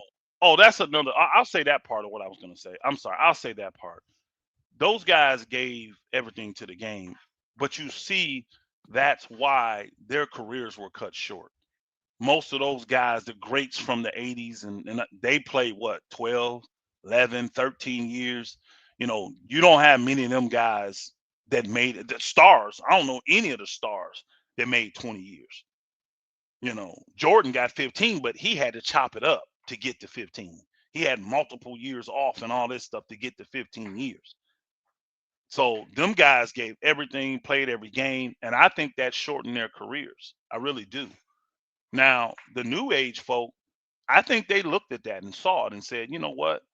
We don't want to shorten our careers. And the money is so great. We're really, truly talking about real generational wealth now. Back then, yeah, you really wasn't talking. I mean, guys have $1 million contract. That's not generational wealth. You see what I'm saying? They didn't have that back then. They do now. So what I'm gonna say is I'm not as mad. I don't like it. Don't get me wrong. I don't like this low managing and all that, but I'm not as mad that these young guys have taken it and tried to turn it into a business for them to maximize their earnings for long as they can. I hate the fact that they cheat the game to do it. I'm not gonna lie. I hate that.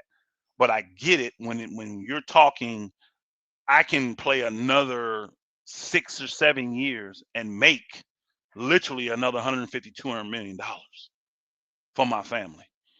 I understand the mindset of why these guys are trying to maximize their time on the court in the NBA now and get as much as they can get from it.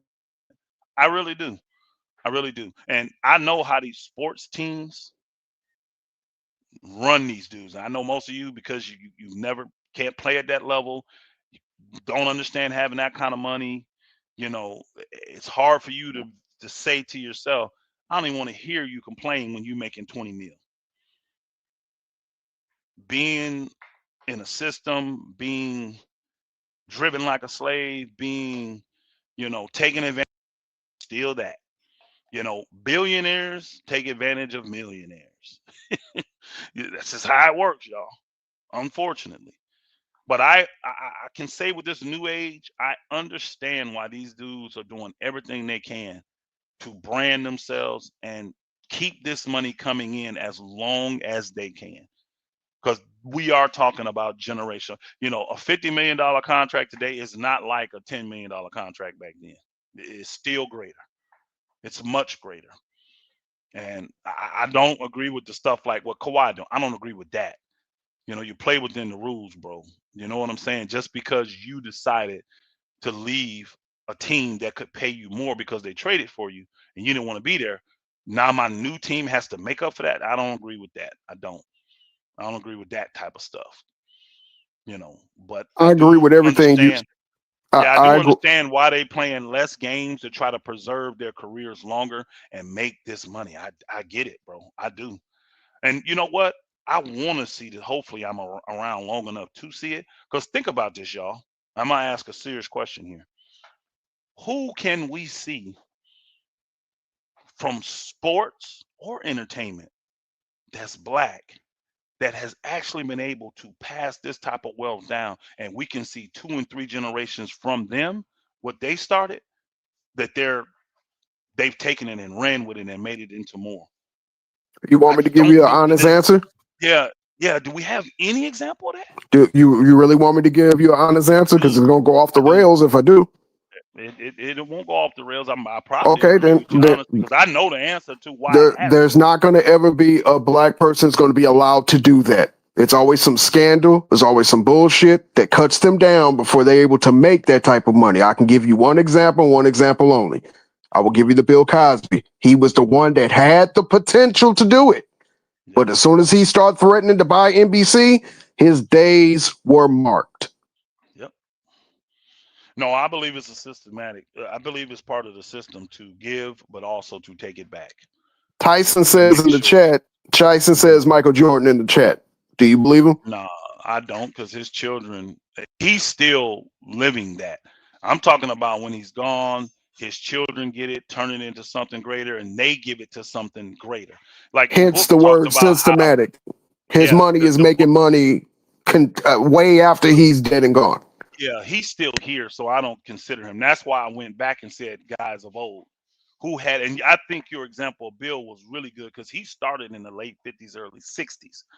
Bill was loaded in the 70s and 80s. He really blew up with the He was Cosby. he was at his zenith in Yes, '85. yes, he was. So imagine what his children should be doing now that he's older, he's done, and but The again, but this elder. That's why I'm saying it's gonna go off the rails because the first warning shot was Ennis turning up dead. yeah, I remember that. And remember, he died before Jordan's father died. So all the news was talking. Well, no, I'll take that Hmm. back. He died after Jordan's Hmm. father died. I'm sorry. When he Yeah, really started letting everybody know, because what it was NBC was not extending and promoting the Cosby Show the way they intended to, and it was breaking records.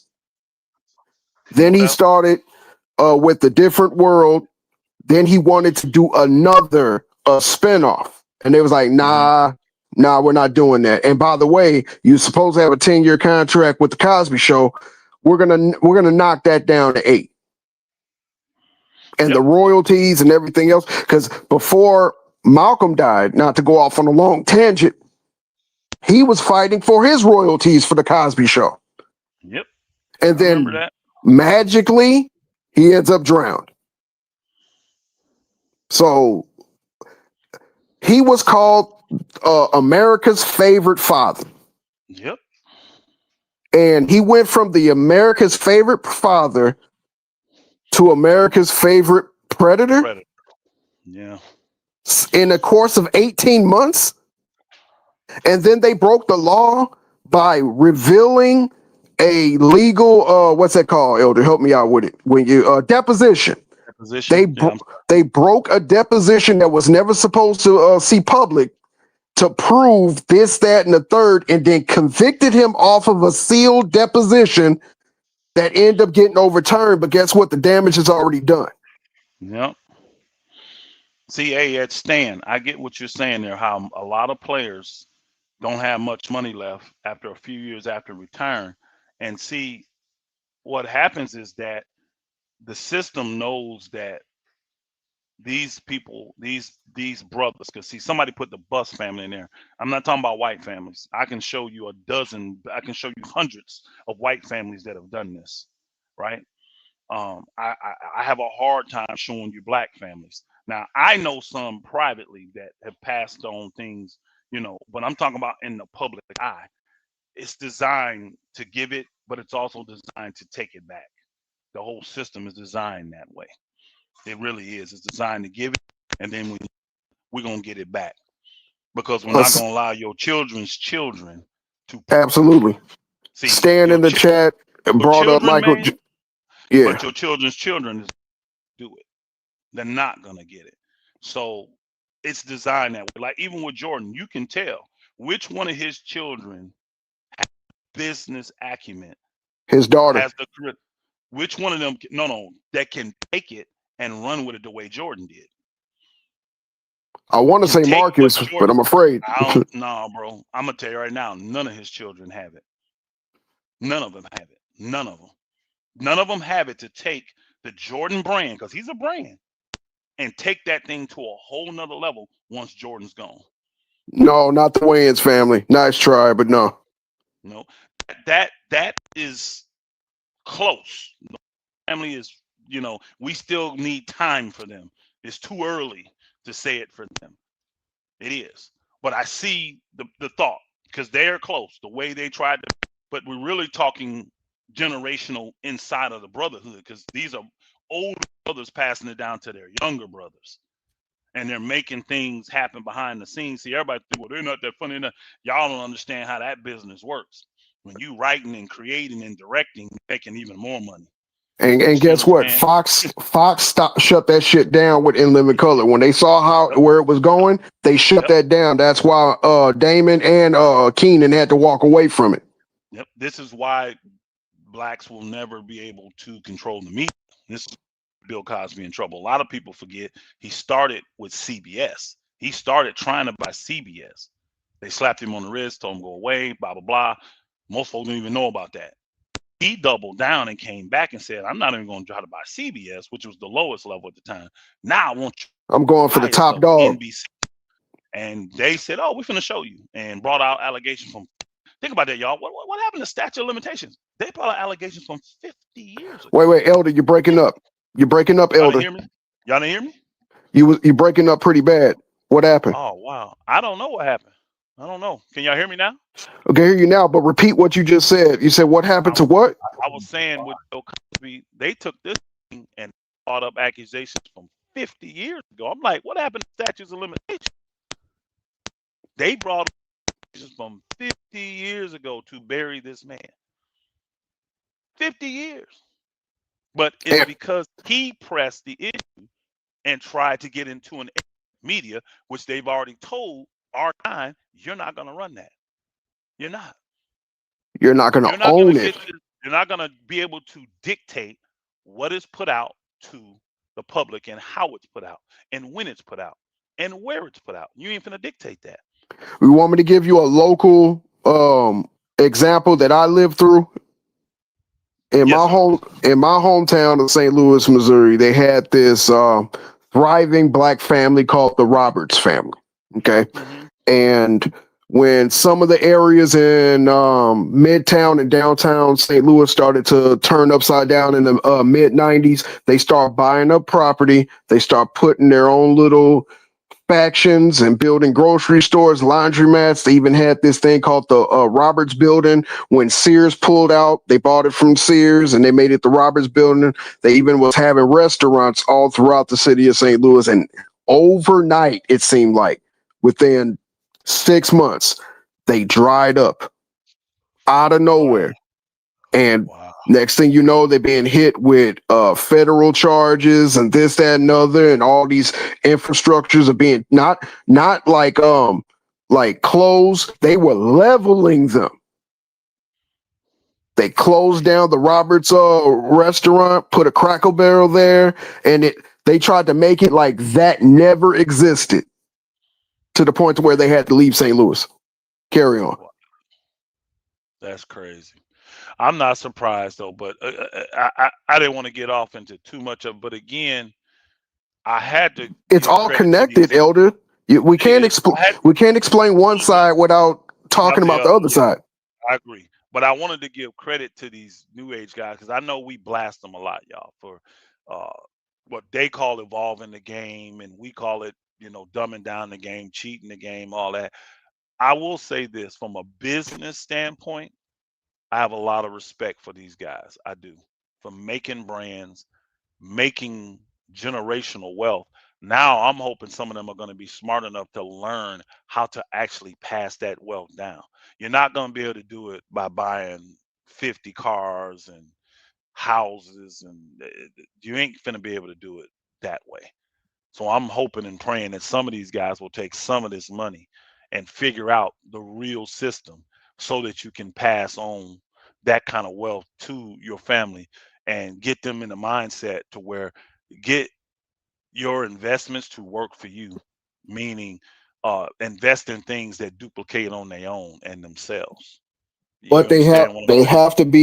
have to be able to, number one, have somebody in their corner who's like-minded, that's Yep. thinking about not tomorrow, but thinking about 10, 20 years down the line. That's number one. Fact. Two, they have to be to the point where they're not immature. Number three, they got to have the right group of people around them that's positively influencing them, because we are, as humans, we are affected by the five major people that are closer to them: family or friends, or a combination of the both. And this is Yep. why the fatherhood aspect of this conversation cannot be left out. This is why I we agree. need more fathers, not Yes. daddies, not baby daddies, fathers. Fathers, because they're gonna lead and guide. They're gonna instruct. They're gonna hold you accountable. They're gonna set you up for success. I like what LOL damn put in there, because Junior Bridgman, that's a person that has an opportunity. I like that what he took from the game and then took it and made it into something 50 times greater or 100 times greater than what he ever could have made on the basketball court. Right? I like what he's done. I don't know his children well though. Like, will they take his franchises? Will they take his dynasty and keep it rolling, or make it grow stronger? And it's I crazy just don't know it's his crazy you will. saying that, Elder, because there's so many examples, white and black, Yeah, uh, yeah. that the parents, father and mother, build it up to the point to where they're in their twilight, so they might have one foot in the grave and they're signing everything over to their kids, and the Hmm. kids want the money and That's it. not the opportunity to keep the dominoes falling. Yep. They Uh, don't think about their grandchildren. they They think think about about right them. now. Yep, them, and they would have children, so their children I would agree. They benefit. think about They don't right think now. about They their don't think about grandchildren the or great. future. Yeah, they don't, and that's why I'm like, I don't know. Will Junior's family say, "I don't want to run Wendy's. I don't want to do this," and sell Again, off his franchise you and you just take remember the money and roll with it? And then you guess remember what? That next generation after that, they ain't gonna have nothing, y'all, you remember because Price Chopper, right? real quick, that Yeah, I generation, remember Price it Chopper. You know, I has the lived in the money Midwest. Price and Chopper doesn't in have to Missouri. do anything. Yeah. That let me say this real quick, All right, Mel. go ahead. That generation that inherits that money but doesn't have to do anything is going to become entitled. They're not going to put that effort in. They're not going to have that work ethic. And guess what? They're going to create poverty for the generations behind them. That's what they're going to end up doing, because they will squander and spoil all of that.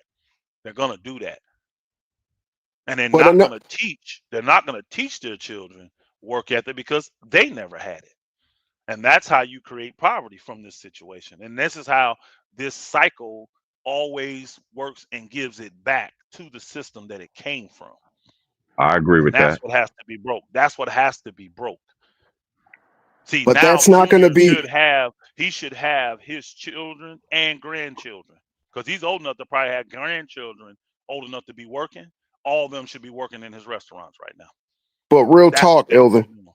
Real talk. Me and you both know, and anybody that actually reads the greatest book ever penned know that that's not going to happen in this system. This system has to be broken for that to happen. I get it. Yes, sir. All we are doing is hoping about something that's going to happen after this age, because we both agree the Yeah. love of money is the beginning of every Oh, injurious thing, and this system is more demonic than ever. So we're expecting positivity out of something that's already circling the bowl. well, this is why you're commanded to come out of her. That's more of a mental state than a physical state. Now, it is levels of physicality to do that, but Because you it's got to really stop more doing the mental. things that's leading you Yeah, down that road. it's really more mental than anything. And you have to see the curses to stop the curses. You understand what I'm saying? You have to see these things, acknowledge these things, but then also receive wisdom is just applied knowledge. It's good to have this knowledge of it, but are you going to be able to apply it and turn it into something tangible? That's what And that's wisdom called is. wisdom. Knowledge is Yes. knowing the train is coming. Wisdom Yep. is getting the hell off the tracks.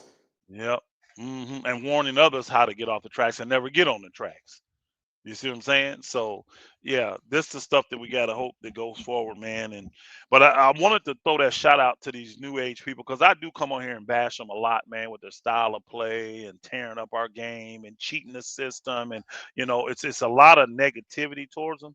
I wanted to give them a shout out because I do respect the fact that they have made themselves businessmen and they are trying to maximize what they get while they can.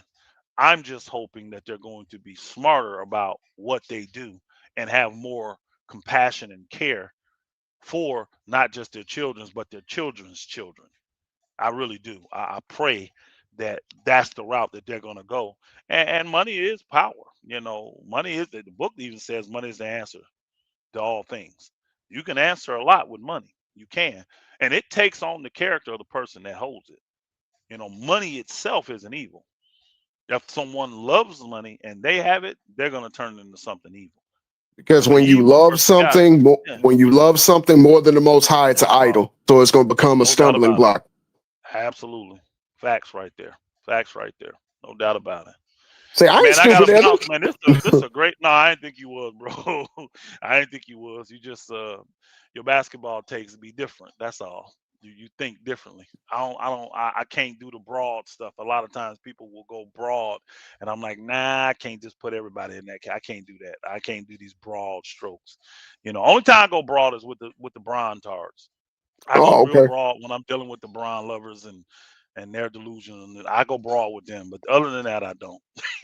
Well, I like arguing with you in a loving way, Oh man, that's you just know. basketball. Absolutely, yeah, man. We go at it in basketball. That's what it's about, man. That's what people come. They come to hear the controversial takes. They come to hear the back and forth. And hey, make your point, make your argument. Let's see, you know.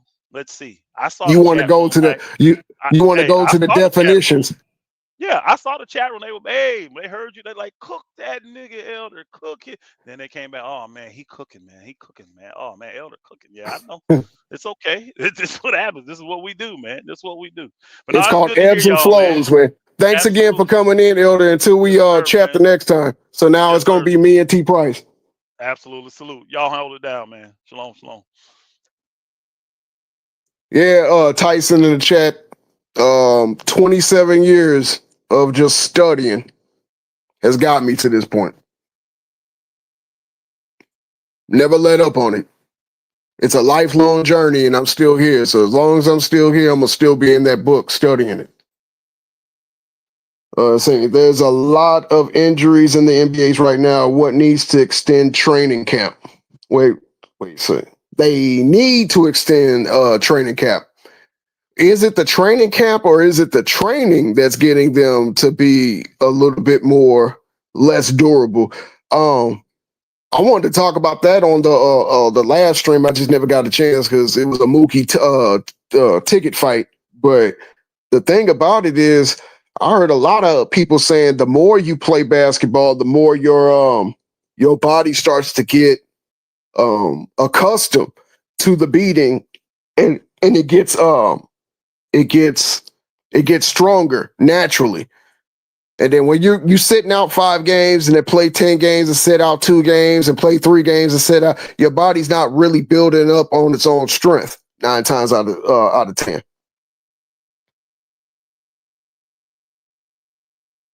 So it's I don't know what it needs to do, but I do know a lot of these players need to play. I do know that. Me and you can't just take days off whenever we feel like not going to work. Guess what's going to happen? You're going to get a written, you're going to get a verbal, you're going to get a written, you're going to get a final written, and then they're going to put a pink slip in your damn Christmas stocking. So if we're expected to go to work and we getting paid, I don't know, minimum wage all the way up to a healthy $1 an hour, you know what I'm talking about, Tyson? You can't just call off, can you? You can't just say, I'm tired and I don't want to do this, can you? No, you can't. Facts. I went to work with the flu. Man, I can't tell you how many times I went to work dead tired, sick and hurt, a combination of the three, and I can't afford to miss that 1 day's work. I can't do it. If I miss that 1 day's work, and chat, let me know if I'm wrong or if I'm right.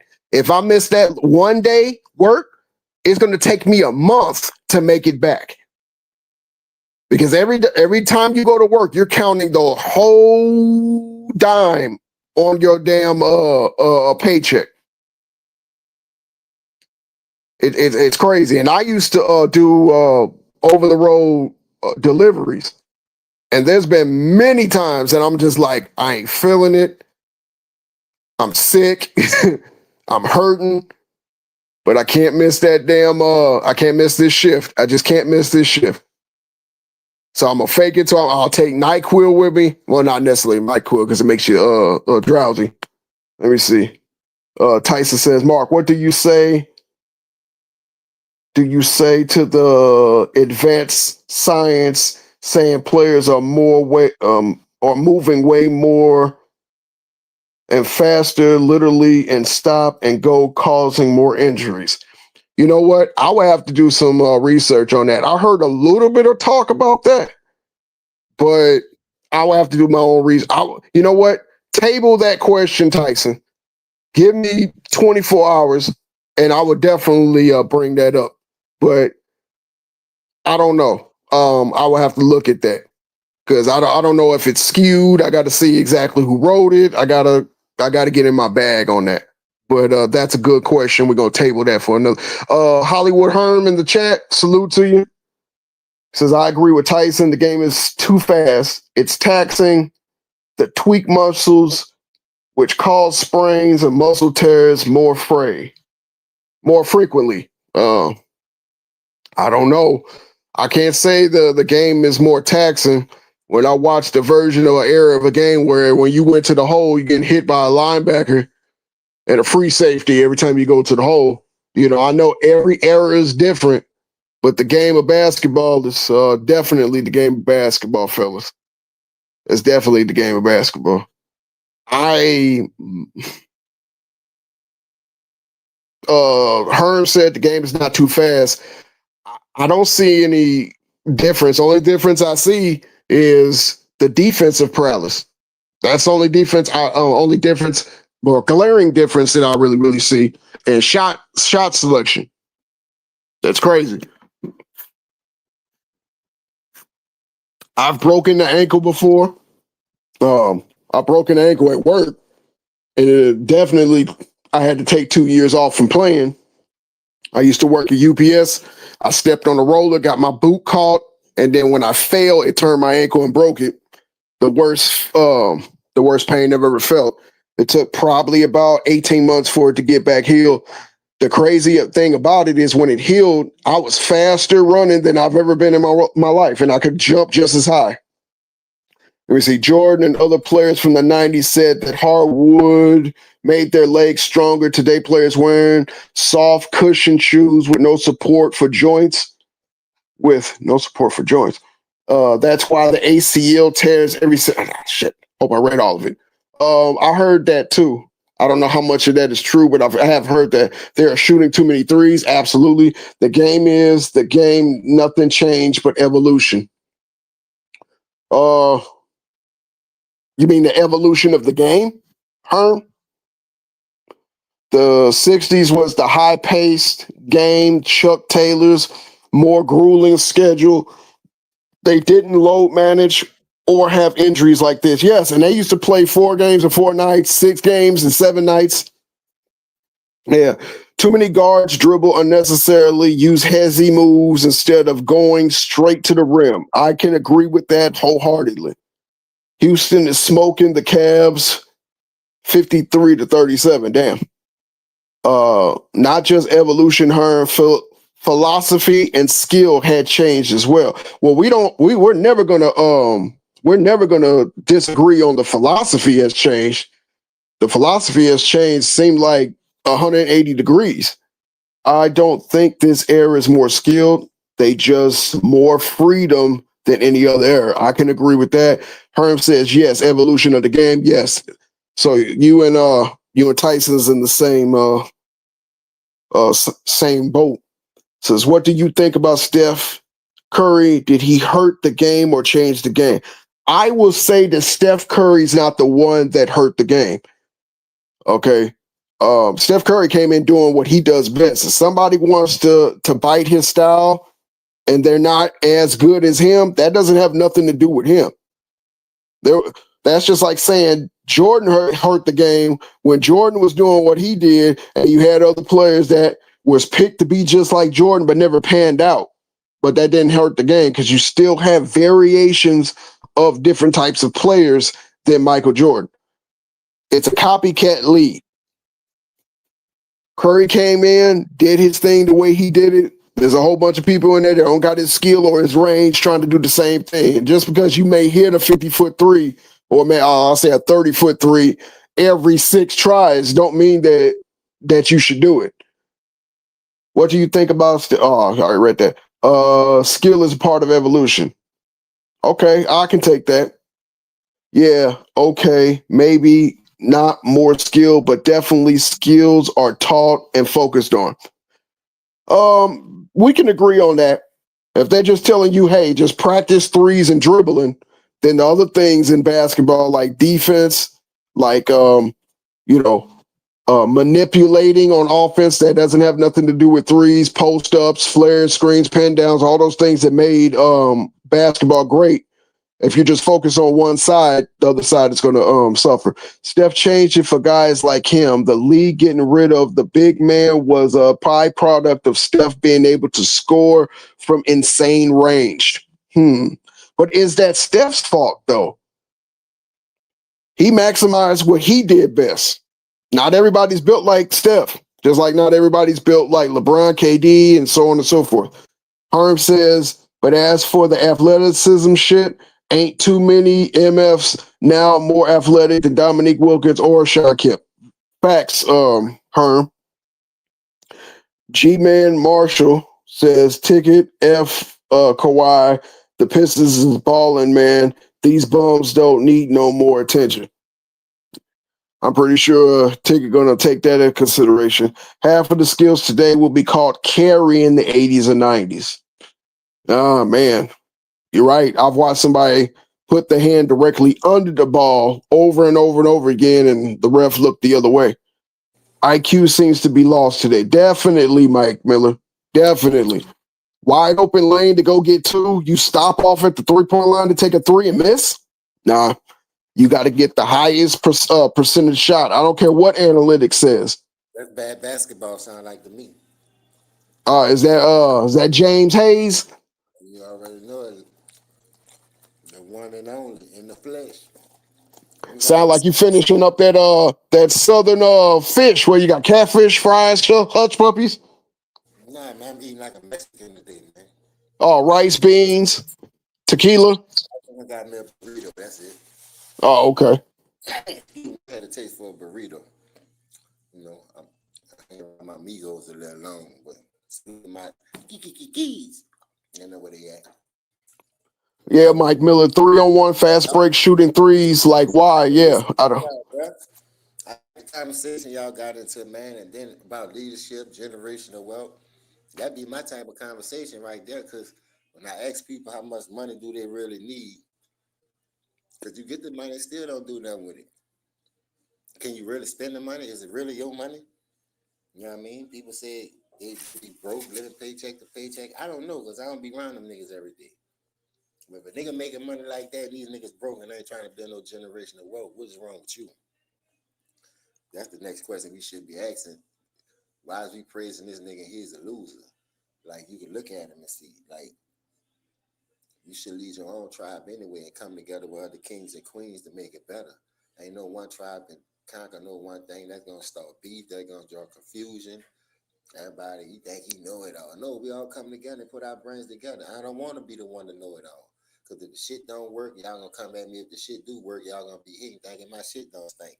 So at the end of the day, y'all, we really fighting a double-edged sword. Just try not to get hit by that motherfucker. That's all. You grew up in the South, correct? Huh? You grew up in the South, correct? Yep. I don't know if I ever told you this, but you sound like my uncles. I got one uncle in Baton Rouge, and the rest of my uncles are in Mississippi and Tennessee. Now, one thing they used to always say growing up, especially after their mother died when they was a young age, they used to always say it takes a village to raise a child, and it takes grown men to maintain the village.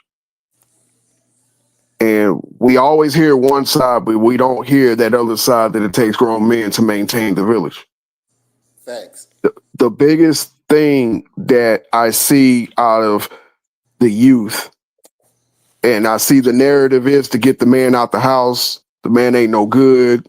Women can do it all by themselves, this, that, and the third.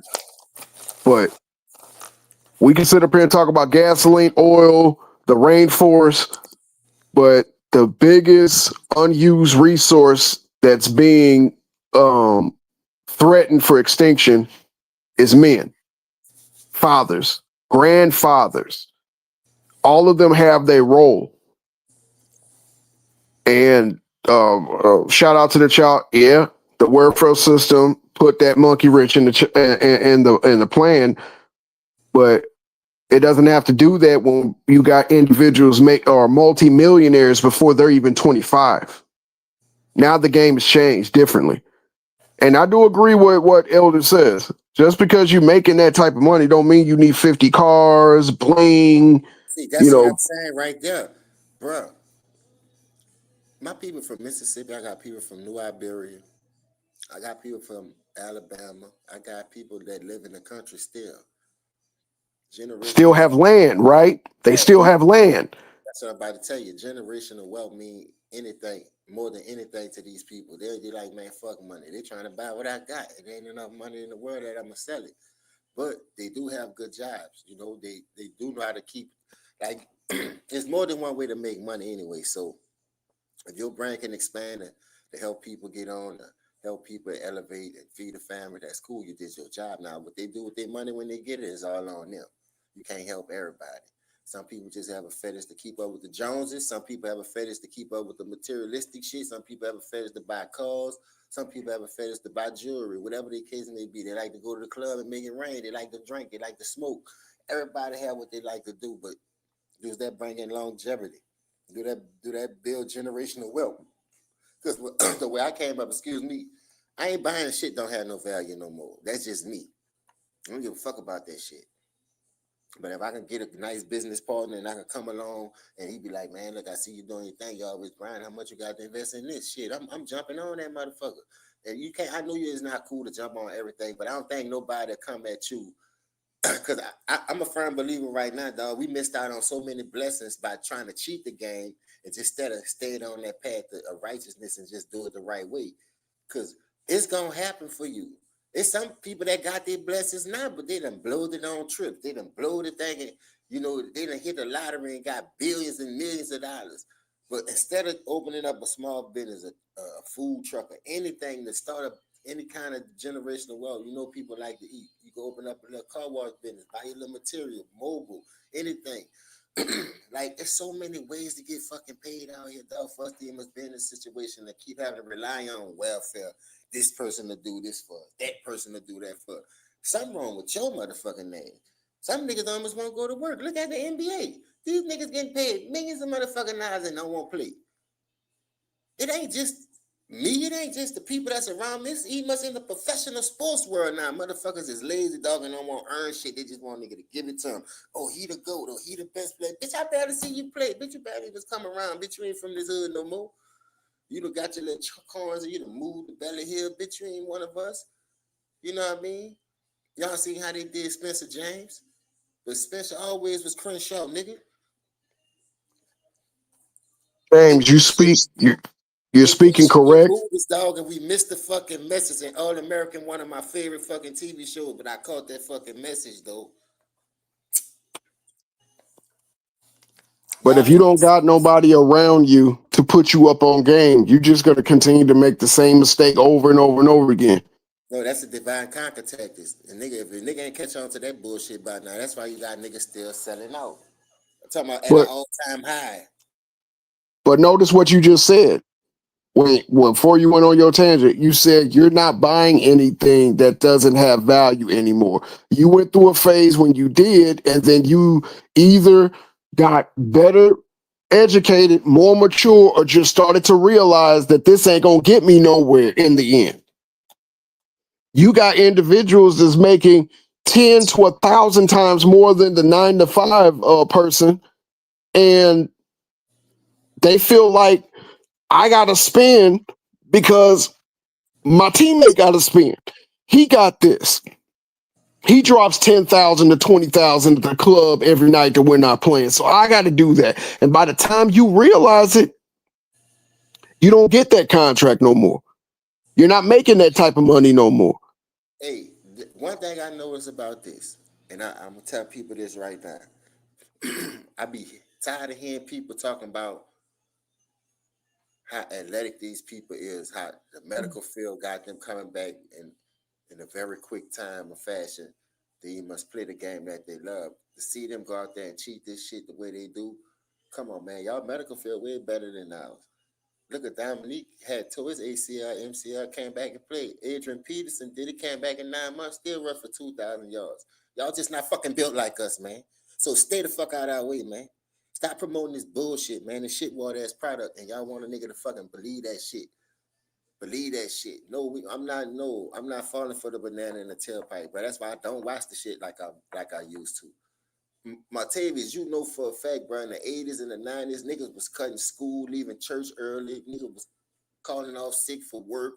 I did it a lot of times. Oh, but I got a big game today. I ain't missing that shit. Nigga betting and all kind of shit. That's before we knew about the mob and all this other shit that goes along with the game. You feel me? And people don't understand the mob been having their hand into numbers. They show you in the movies. Like I say, y'all don't want to fucking believe it. If they put it in the movies, where the fuck they get the idea from if they're not trying to do it? Like they've been using us for guinea pigs. Ever since the FanDuel, underdog, prize pick, all that shit came in. Look at the game been fucked up. The game been fucked up. Niggas ain't hitting their average. You could tell when the nigga ain't trying.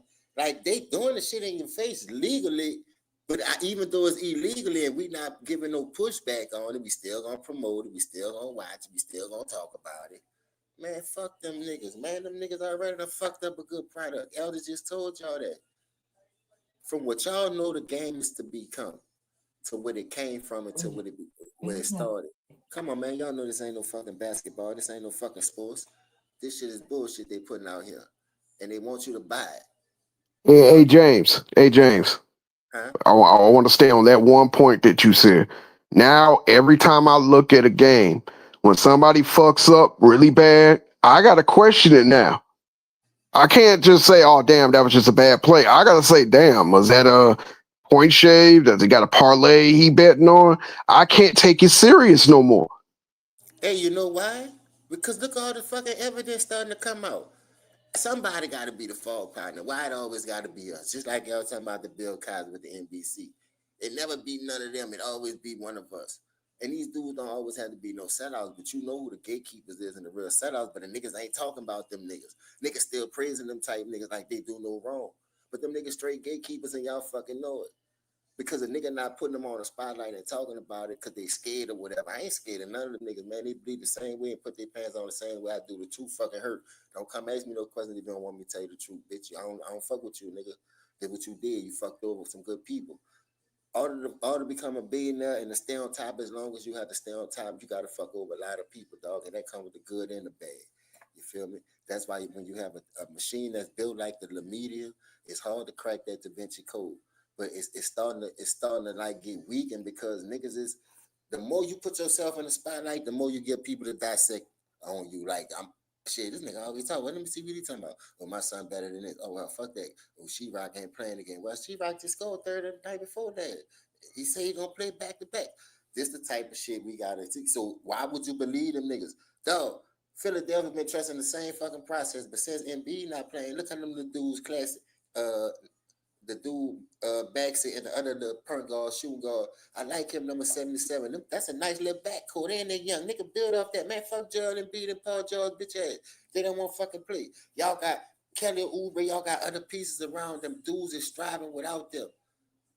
That's why I pray and I wish the role player do the right thing, bro. Nigga hard on you because you keep opening your motherfucking mouth, giving us ammo because of what you keep saying. If you stay out the media, look how long it took us to catch on to Kawhi more. Kawhi wasn't saying shit. Kawhi been playing 10, 12, 15 years damn near. And all of a sudden, all this shit that came out. That's how quiet he been. He not always on Front Street like Diddy, always in the media. Now that laugh made the media, stupid ass laugh, but Kawhi was quiet, nigga. Kawhi was killing them niggas under the table. Nobody ain't know shit. A closed mouth lasts long in this business, man. You out there stunting, showing what you got. Either nigga gonna rap and one of them hoes gonna set you up, and it is what it is. Nigga gonna rat on you. Keep your fucking mouth closed, man. If you Yeah, gonna that laugh was terrible. I've never heard. It sounded like he was trying to start a station wagon when he was laughing. it sounded like an old cougar. Oh, don't sleep on the Cougar. I had an 83. I love my 83 Cougar with the 302 and the damn C6 transmission. Hey, but he can't dodge this bullet though. Why all of a sudden? See, when I say people make a good point, Tave, I swear on everything. If this was the role player, bro, the internet would be on fire. Yeah, I can't lie about that. And he did it. Look all the dots that's connected. Look, his wife was in it. His best friend was in it. What makes you His think manager was in it. People in his damn it to be like CNN News? Because it's Kawhi.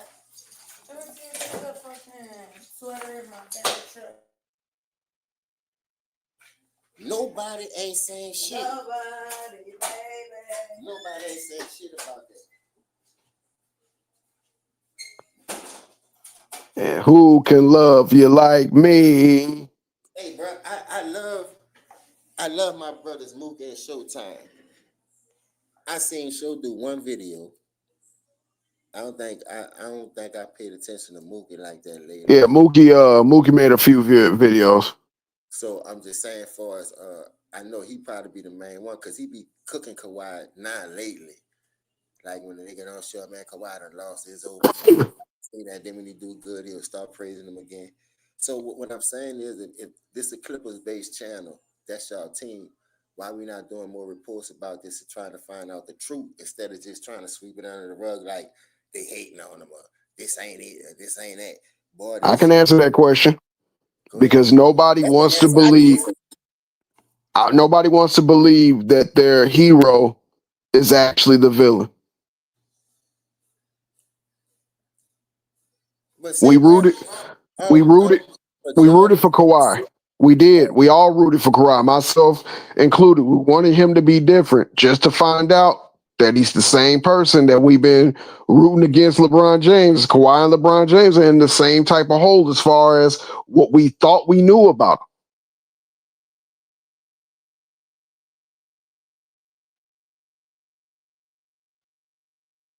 James? Yeah, I'm here. Oh, okay. I was just waiting for you to finish. Yeah, I'm finished. But listen, I've been watching supervillain movies for a long time, bro. And at some point, the good dude gonna turn bad in the movie till he shake back or they hit him with that potion or they give him a technic shot and he wake up from it. From Superman, from Superman to all the good, all the superpower heroes, for real. So I'm used to that. I ain't lying to you. I definitely got to ask you this question since you said that. Who you got, Godzilla or the King? King Kong, that is. Say, bro, a lot of people always used to ask me that when I was little, but I was more of a Godzilla fan because Godzilla fought a lot of motherfuckers, bro. And to come out on top like that, and I fuck with King Kong, don't get it twisted, but even much in the movie, Godzilla was beating that bitch up. So I don't know, bro. That like it just something about that lizard. That nigga, that nigga hot. That nigga Brett hotter than Bilal on House Party. When he spit that fire out, I can see if King Kong had something. If he spit that fire, what the fuck Kong gonna do besides get his ass burnt up like a weenie on the grill? Like you forgot that motherfucker on there. Like for real, like it's just something about Godzilla, bro. Even when you watch the second one, It took Godzilla to go up there because that little ugly, little slim, little crackhead looking Dave Chappelle monkey was beating the fuck out King Kong stupid ass. It took Godzilla to go over there and get that nigga up that nigga ass, man. Wait, King Kong got beat up by Dave Chappelle? I must have missed that one. Man, remember the little slim Dave Chappelle looking monkey on the second one? When he had I didn't see the second one. Oh man, you slipping, man. That bitch go hard. And I fuck with Kong. But Kong, he pussy with, man. He still right behind that little white bro, man. That little snow bunny. That's why he get his ass whooped all the time. You understand? So it is what it is. You know, he tend to dick like a motherfucker. So I ain't tripping. He found love, so he don't want to show aggression no more. He's saying fuck Godzilla. Now he made me mad. Gotta charge up like a lamp and shit. Every movie that came out, it was Godzilla always fighting a three-headed monster, fighting 2 and 3, the butterfly, the moth, and all these motherfuckers. Oh, you talking about Mothra?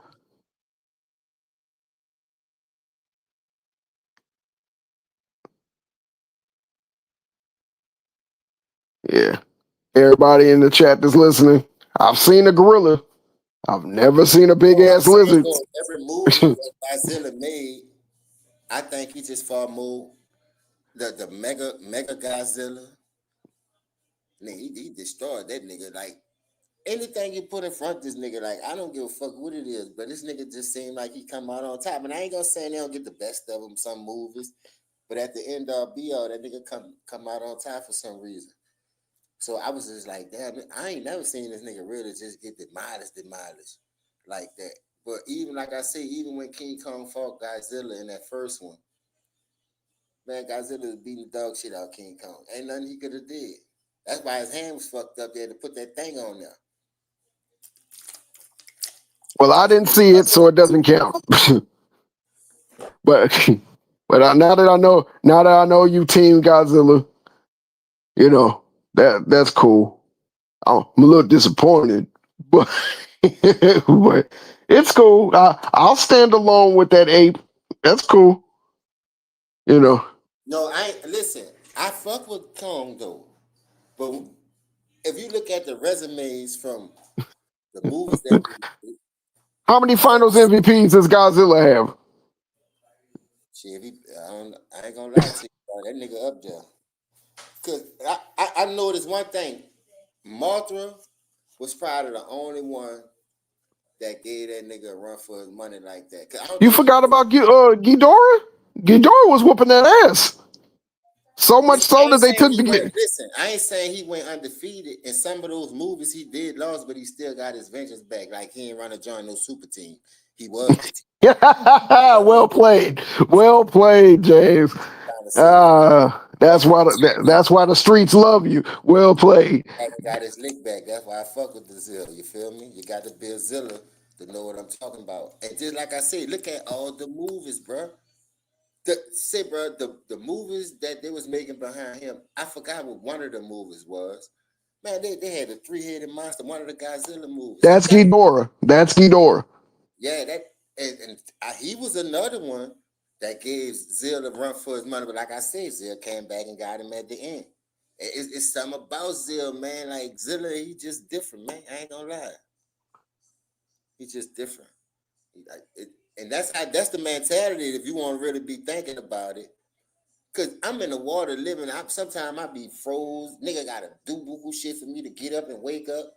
I don't be worrying about them little peons out there, man. Y'all come looking for me. That's how it's supposed to be. You supposed to have a target on your back. You supposed to be out here making a name for yourself. You ain't supposed to be out here team hopping. You supposed to be letting a nigga know, nigga, I don't need you. But look, if you fuck with me, you fuck with me. I'll help you at the end of the day. But I'm a one-man army for right now. I'm trying to wreck shop. And since I was put on Godzilla, I just look at the movies, the production-wise, the people that he was fighting. I don't think King Kong got enough fights under his belt fucking with that. Well, you got to be fair. You can't say that unless you watch the King Kong movies. Now you can't just be one-sided. That's No, what you I watch Godzilla fans get on my King nerves Kong with. movies though. But you think King Kong got more movies than Godzilla? Let's keep it real. And That's not the five of the point. movies, listen, James, that's five of not the the point. movies, the nigga was No, saving him no, from no, white no. You're snow moving bunny. the Who goalposts. was That's fighting? not the point. That's He not the was fighting point. the army trying to get the snow bunny. He wasn't fighting no monsters in half of them movies. Man, every black man wants a white girl, allegedly. Don't knock him for that. Oh, You man. know, but you moving the fuck out that goalpost right now. Listen, It doesn't matter how many man. movies he had. Did you watch the movies and see what he did? But who he was fighting besides the humans to get the white girl? That's not the point. You just gotta watch the He was movie. fighting a little alligator and little flying birds here and there. Oh Man, no, no, he fucked up a Tyrannosaurus Rex, pulling his damn jaw apart. Y'all forget about that, right? That nigga strength. a real monster. That's a dinosaur. Nah. Well, the shit. What do you think Godzilla is? That's not what I'm saying. Godzilla, like at the apex, he one of the apexes of the apes. Man, get out of here. I ain't afraid of no fucking lizard, but I'm scared shitless of a goddamn ape. Let me tell you something, man. Everybody need Geico. This insurance is insurance. No. So you saying Godzilla is equal to the fucking Geico lizard? Then that just shows how bitch made he is. Listen, that's his. There, I said it. Hey, guess what? He famous too. Yeah. For slinging that insurance. And King Kong ain't got shit on me. Wait, I think I just reversed the argument. Hold on, let me start over again. I'm saying. I'm 1, 2, 3. I think I did words to my wait. Can I start over? Hey James, let me start over. I think I fucked up. Listen, that's what Godzilla's saying right now. King Kong ain't got shit on me. I'm telling the boy Bret Hart is Bilal, and when he spit that motherfucking fire, what does Kong has the combat that? He's hairy. In front of nigga Bret who funky, boy, you know what I'm talking about. You can't take it. Look, I quit a job because my manager's breath was hot, higher than fucking fish grease. That's what I'm trying to tell you now. That range is something different. And he fucking shit up. I just think that you're racist against apes because, you know, you fucking with the lizards. Apes are strong, they're docile, but when they're ready to fight, they're always there. Lizards run under rocks and shit. Hey, listen to this. I come up around apes, gorillas, and silverbacks.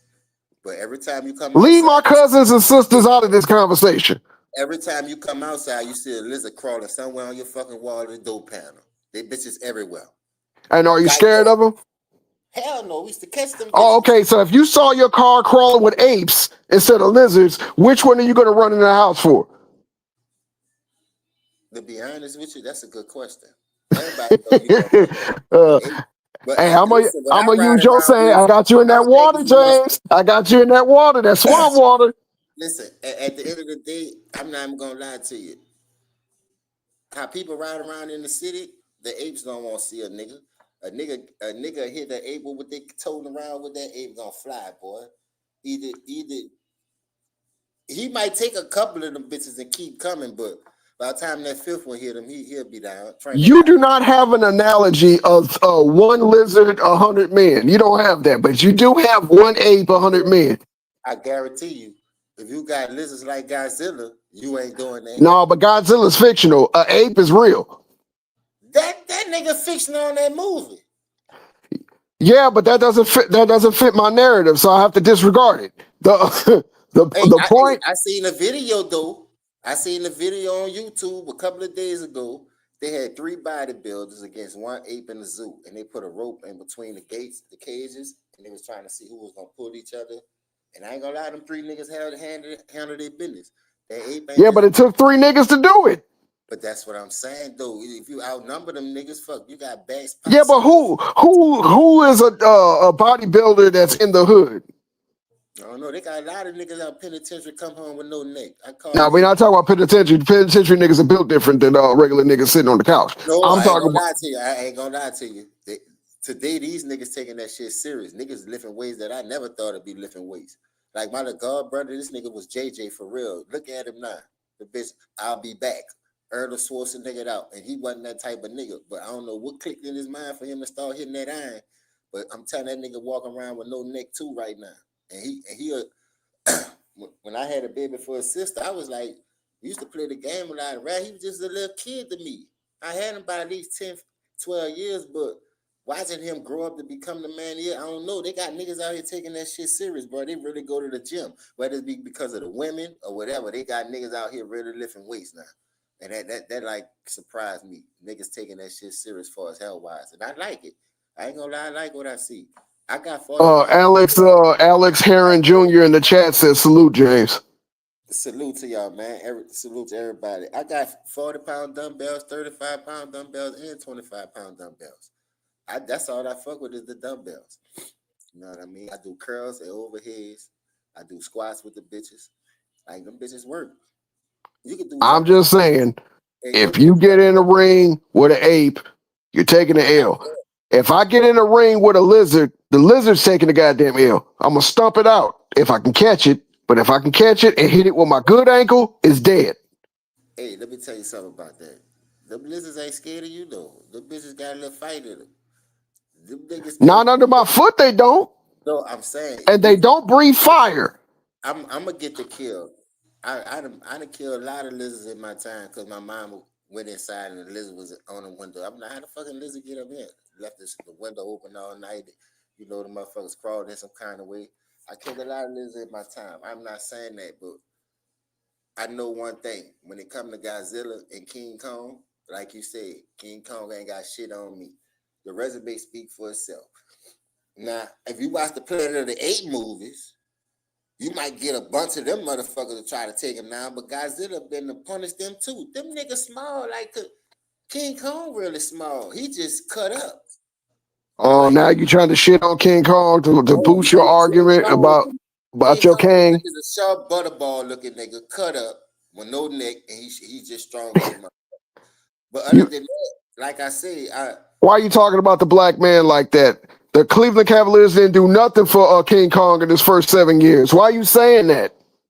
Nah, Caesar, that's Caesar. Now, see, when Caesar took over, it took a minute for Caesar to get going. Like, this the best Caesar I seen the other night, to be honest with you. He wasn't looking to score. He only took under 10 shots. He had a little double-double, you know what I mean? He had a thing going. You feel me? That's what we asked you to do when we was on the super team. Why Chris Bosh had to diminish his game? Why Kevin Love had to diminish his game? If you that greatest, you supposed to be that pass first type player. That's how you was supposed to play with those super teams. Maybe you. Yeah, but they played the Utah Jazz. He knew who he was coming back against. I don't take anything that happened last night. I seen Utah put foot in him when he was there. So Utah not scared of them niggas, and Utah made it a game the first couple of quarters. I watched the first half of that game, but I was at work, just like I'm at work now. But I was like, damn, bro, Utah. I like Laurie Marketing. He need to go to a contender, boy. A nigga could use that little dude right. Ain't he like 7 feet tall? Shoot the three, get in there, do the dirty work. He not scared of the moment, boy. If he go to any type of contending team, I think, yeah. You know who should really think about getting him?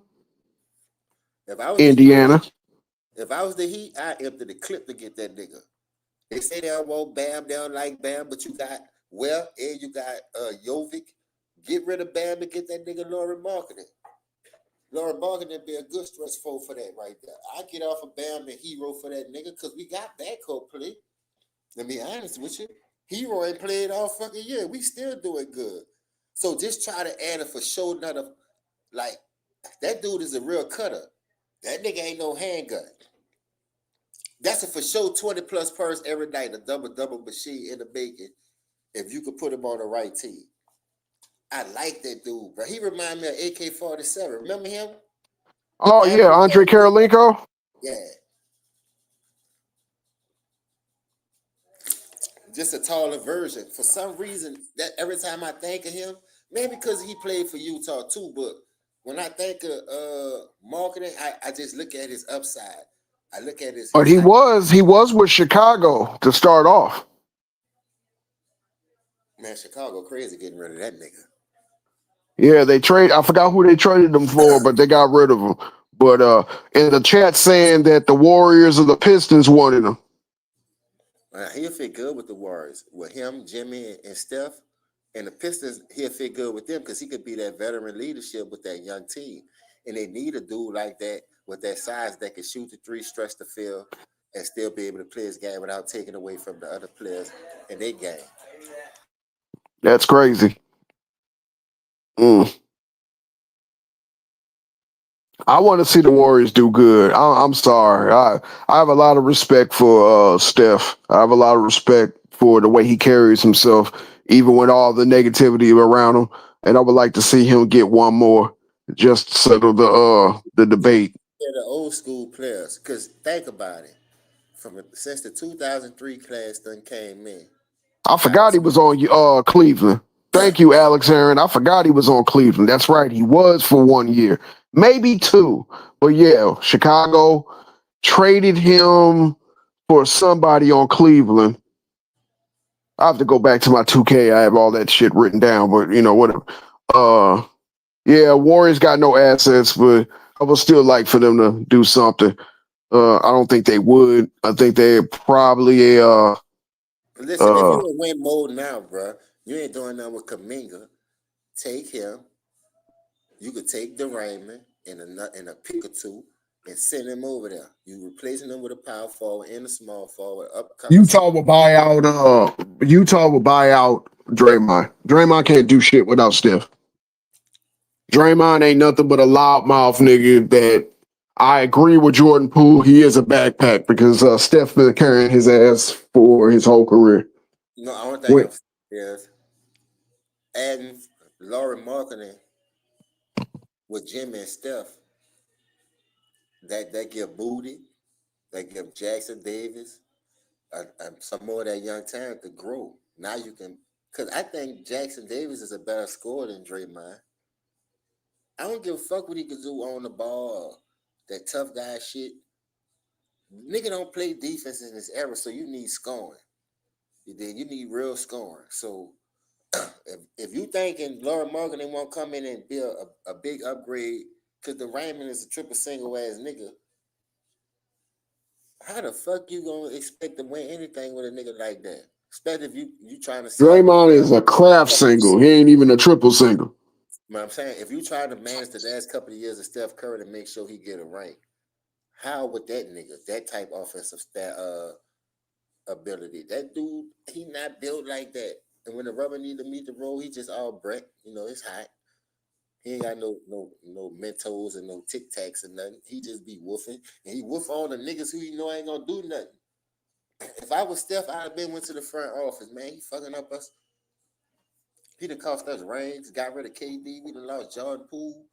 He's a turncoat. The moment he went to Clutch Sports is the moment that the Warriors was always having problems with LeBron's teams. He don't play the same way with LeBron or playing against LeBron that he did back in the past because he's a teammate of LeBron without being a teammate of LeBron. That's loyalty going wrong. Because if I was Steph, I'd have seen that shit. And I'd have called that shit out. So that's why they give him so much praise now, Durant, and make it seem like he the harder, he the energy because he outspoken and he do. Steph don't really be saying that. At least I don't think he be saying that because, like I said, that's just like Jordan letting Kerr, Horace Grant, any one of those teams do what they doing to draw dysfunction within the organization. I'm not about to lose no traditional talent in KD. That man just helped came save me. I'd call for him. Then you lose Jordan Poole, a draft pick. You ain't must want to teach Wiseman, but you supposed to be this quarterback on defense. You supposed to be this quarterback on offense because you catch the ball out the rim and bring it up. Whoop de do. You know how many niggas I know catch the bitch out the rim and just bring it up and get the offense going? That don't make you special. I'm the best pick. I'm the best screen setter in the world. Nigga, who says shit like that? You think I'm paying you $100 million to set a screen, nigga? When I know Steph can get off his own shit, he don't need no screen from your ape-looking ass. What the fuck your screen gonna help when I seen Steph break defenses down, penetrate, get in the paint, run around like a fucking red roach, and still get his fucking shot off without your screen help? I lost respect for Draymond Green when Steph was injured and he refused to show his worth to the team. And then want to sit up there. That was for the pandemic. I remember what you talking about. When you talking about 20, if I go out there and average 28, that's gonna improve. Bitch, what? But then out of his but then out the other side of his mouth talking about if I wanted to, I could be better than Michael Jordan. I'm like, nigga, you don't even average double figures and double rebounds. So get out of here. Hey, that what crack and meth do. When you smoke too much of that shit, it fry your brain. Don't do dope.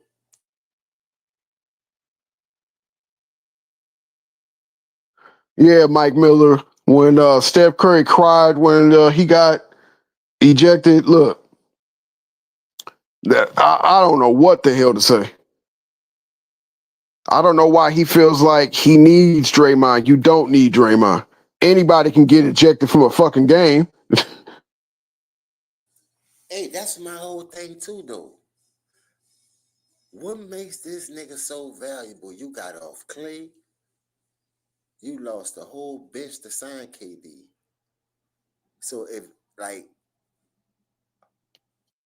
I see why your boy stepped down. That was too much going on in that organization. What the nigga name is who stepped down? He was a nice Uh, good dude.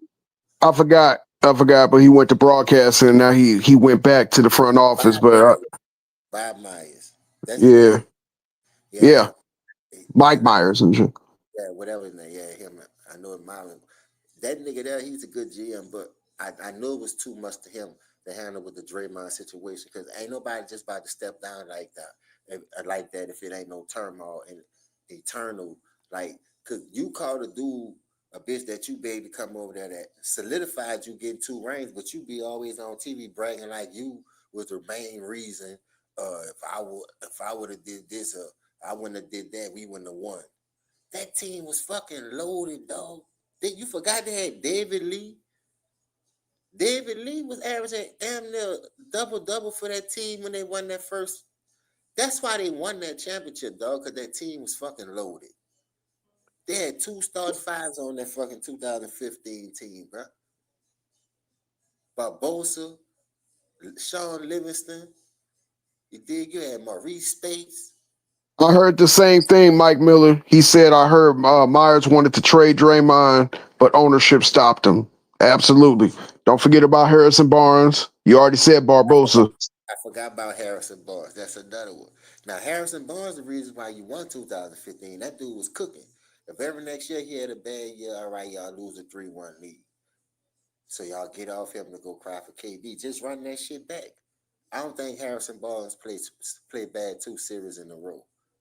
But then you Look, I'm probably with a lot of other on the opposite end, other people, but I like the fact that they fought fire with fire. I'm not going to sit up here and say I didn't. I like the fact that they got in LeBron's way. I enjoyed it, even though it didn't end the way I wanted it to. They got in his way. They proved that if they built the super team, they can be better than the other super team in Cleveland. Because since people want to talk about betting favorites at the start of the season and shit, Cleveland was the betting favorite at the start of the season to win the championship. Hey, know what the trip part about that whole situation?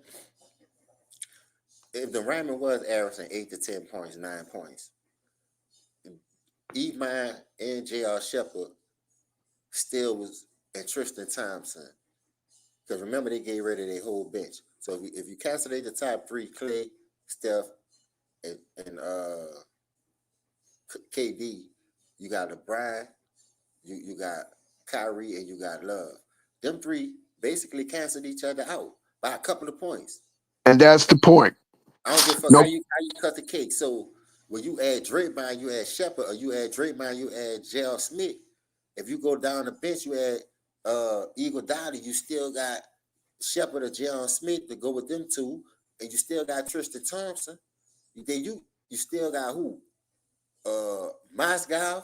That dude balled out. Like, it ain't my fault that you don't know how to use the people and to get the best out of them. But then when you no, James, no, LeBron didn't have nobody against the Warriors in 2015. He had nobody except how the fuck he up 2-1? because he scored 90 to 106 points a game, 20 to 30 rebounds, and 15 to 25 assists all by himself. I ain't buying that shit, man. How the fuck you up 2-1 then? Well, tell me this: how you down 3-1 when you got them niggas? Because he was playing hero ball. If you He up started 2-1 playing without hero ball you down 2, until Bogut got hurt. LeBron was just playing for his numbers. When Bogut got hurt and he went for that first 41, and then him and Kyrie went for that next pair of 41s, then they made it a series.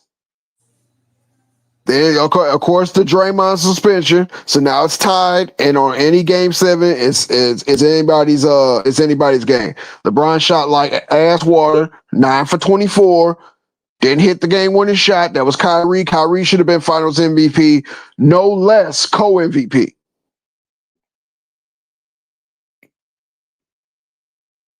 I don't buy none of that. I watched the game. I watched the series. I hey, watched how it all translated. no, bro. I be tired of people saying he ain't have this, he ain't have that, but the dude was up 2-1.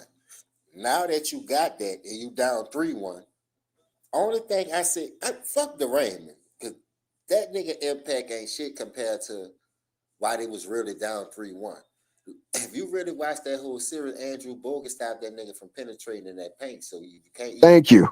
jump shooter. You down 3-1, but then the black and eye with your 2 superstars that everybody kept talking about. Oh, the reason why we couldn't win and close the deal when you up 2-1 without them. Because remember, Kyrie played game 1, but he went out. Right. In overtime. That game went into overtime. He went out in overtime.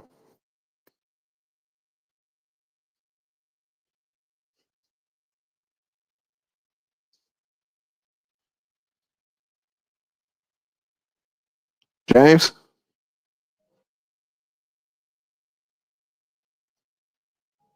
Hey, I'm gonna do something right quick. Let's put any other superstar in that they say he better than. They say he better than Kobe. Kobe take a 2-1 lead without his 2 second best players. What you think he doing in that series? You think he drinking blood? You think he turned to a vampire? Nah. I think Kobe will go out on the shield. The only exception I haven't really seen. Excuse me. There's only 2 exceptions that I didn't see Kobe go out on the shield, and I always got to be fair. All right. Number 1, Sunday game, Lakers, Sacramento. When the media was saying Kobe shooting too much, Shaq need to be the focal point. He passed the ball every time he got the ball, even when he was wide open. He passed it and dumped it into Shaq. They lost that game against the Sacramento Kings. And when they interviewed Kobe, he said the game plan was to continue to dump it into Shaq. And I did that. I think it was a little petty, but I get it.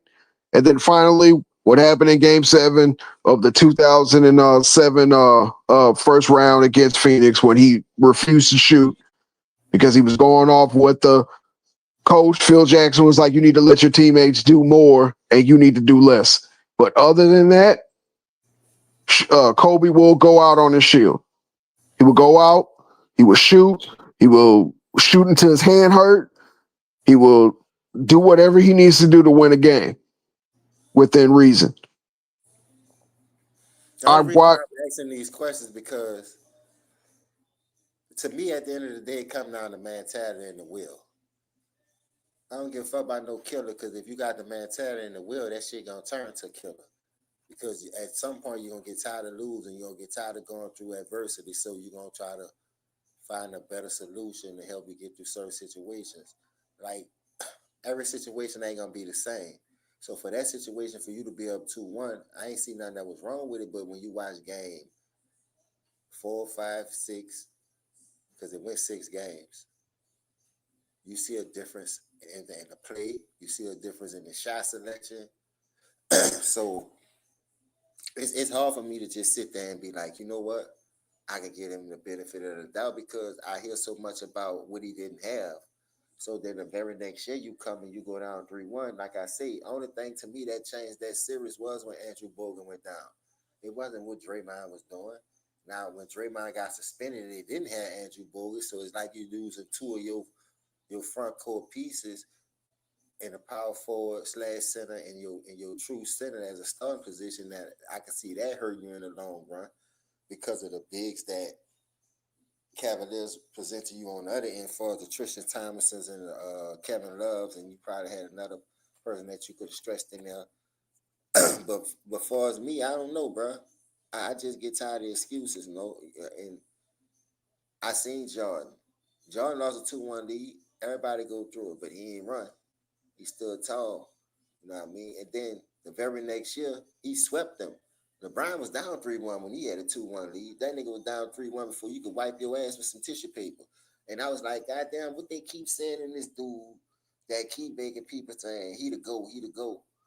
Now you got this sheetrock shit going on. Because like I say, it's a Monkey league. Why? That's why they killed Kevin Durant. But dog, you can't. Dog, it's like a double standard. You cannot kill all these people for catching on, cause seeing what he doing in the league, and now everybody was like, "Well, fuck, either you beat. How can you beat them? So you got to join them. You got to play how they play. And look at all the teams besides Dirk Nowitzki. KD had to go join Golden State to beat that nigga.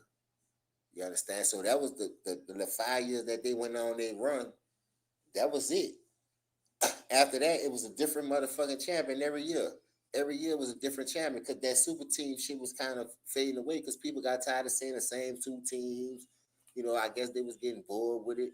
But I like good basketball. Put the two best teams out there. I don't give a fuck how you put them out there. But I'm not about to let you cheat the system and then when you lose and be like, oh, man, they did it. No. I don't think KD make that move if that nigga don't do what he did. And then KD gave that nigga a 4-year run.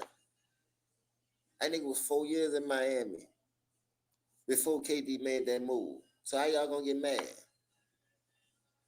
Then he did another 2 in Cleveland before he made that move. So that's 6 years this nigga was playing with an advantage over the whole fucking league. But now all of a sudden KD do it. Oh, he's a bitch. Now y'all, oh, he said he went to the team who beat him. Man, I don't give a fuck where you go at. As long as you go to the team that give you a better chance to win. And he felt like Golden State was a better team. Now he feel like I could get my lick back on this role player.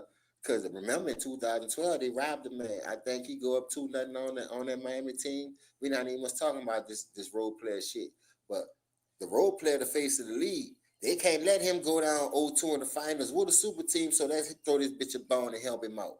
They cannot risk him losing his 3rd consecutive finals in that fashion. And especially in that fashion. Now you got a super team, man. You about to go down 0-2 in the finals, bitch. We can't keep helping you throw your bone. The people already done caught on, but we trying to play dumb about it, like we don't know what you're talking about. But if you listen to the media, Kendrick Perkins back sucking dick, talking about the lady. No. So bad at LeBron that the next minute y'all here licking on him. And I'm like, nigga, the fuck? I'm too mad, James. He said he back sucking dick. Hell no. Did he ever stop though? That one part, he tried to make it seem like him and Brian was beefing with the little block situation because he tried to call him out with the Brian situation. But we all know how internal family beef. That shit is only temporary. For y'all to be on social media like it's the end of the world, but you still be on that motherfucker slick side. Yeah, this, yeah, that. Brian back with woo woo. Boy, nigga can see that shit all playing, plotting, and strategized, man. That's just another way to keep a nigga in the algorithm.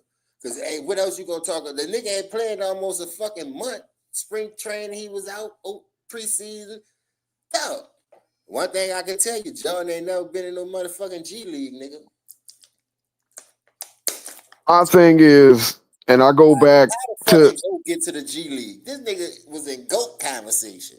Now all of a sudden you got to go to the G League for a couple of games to get your rhythm back. Boy, stop it.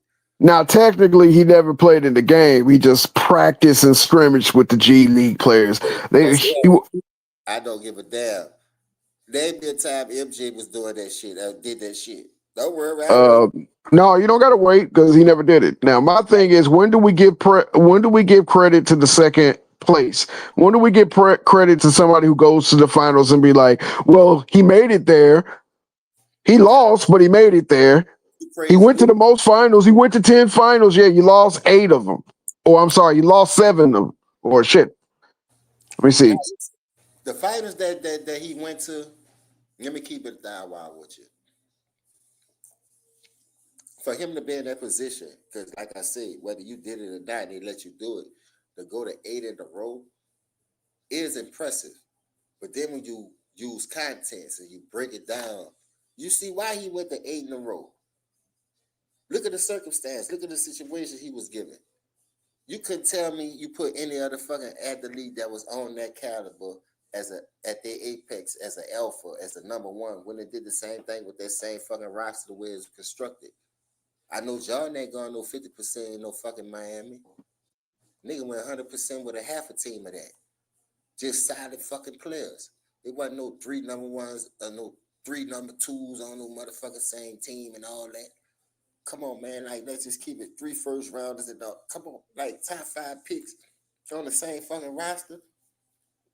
Now y'all keep forgetting, man. Scotty was a bench player. Nigga couldn't even must play. Now whether it was coaching decisions because I was doing the youngsters, we seen them do it to Kobe. But that lit a fuel up under some people's ass. And they went out there and when they got their shot, they took it and ran with it. You just gotta wait till your turn, man. But you skipping the process and you going to 8 in a row and losing with a losing record don't make you to go to nothing. Make you to go to losing. But I don't see nothing about the go conversation of winning. Because when you think about it, Isaiah 3-2, Bird 3-2, Magic 5-9, Kareem 5-4, Kareem 6-4, Scottie Pippen 6-0. Fuck, if you want to go to the second best player, Kobe Bryant 5-2. You got so many players that was at that number 1, number 2 option on the team that had to carry the team when the number 1 went out, other number 2 went out.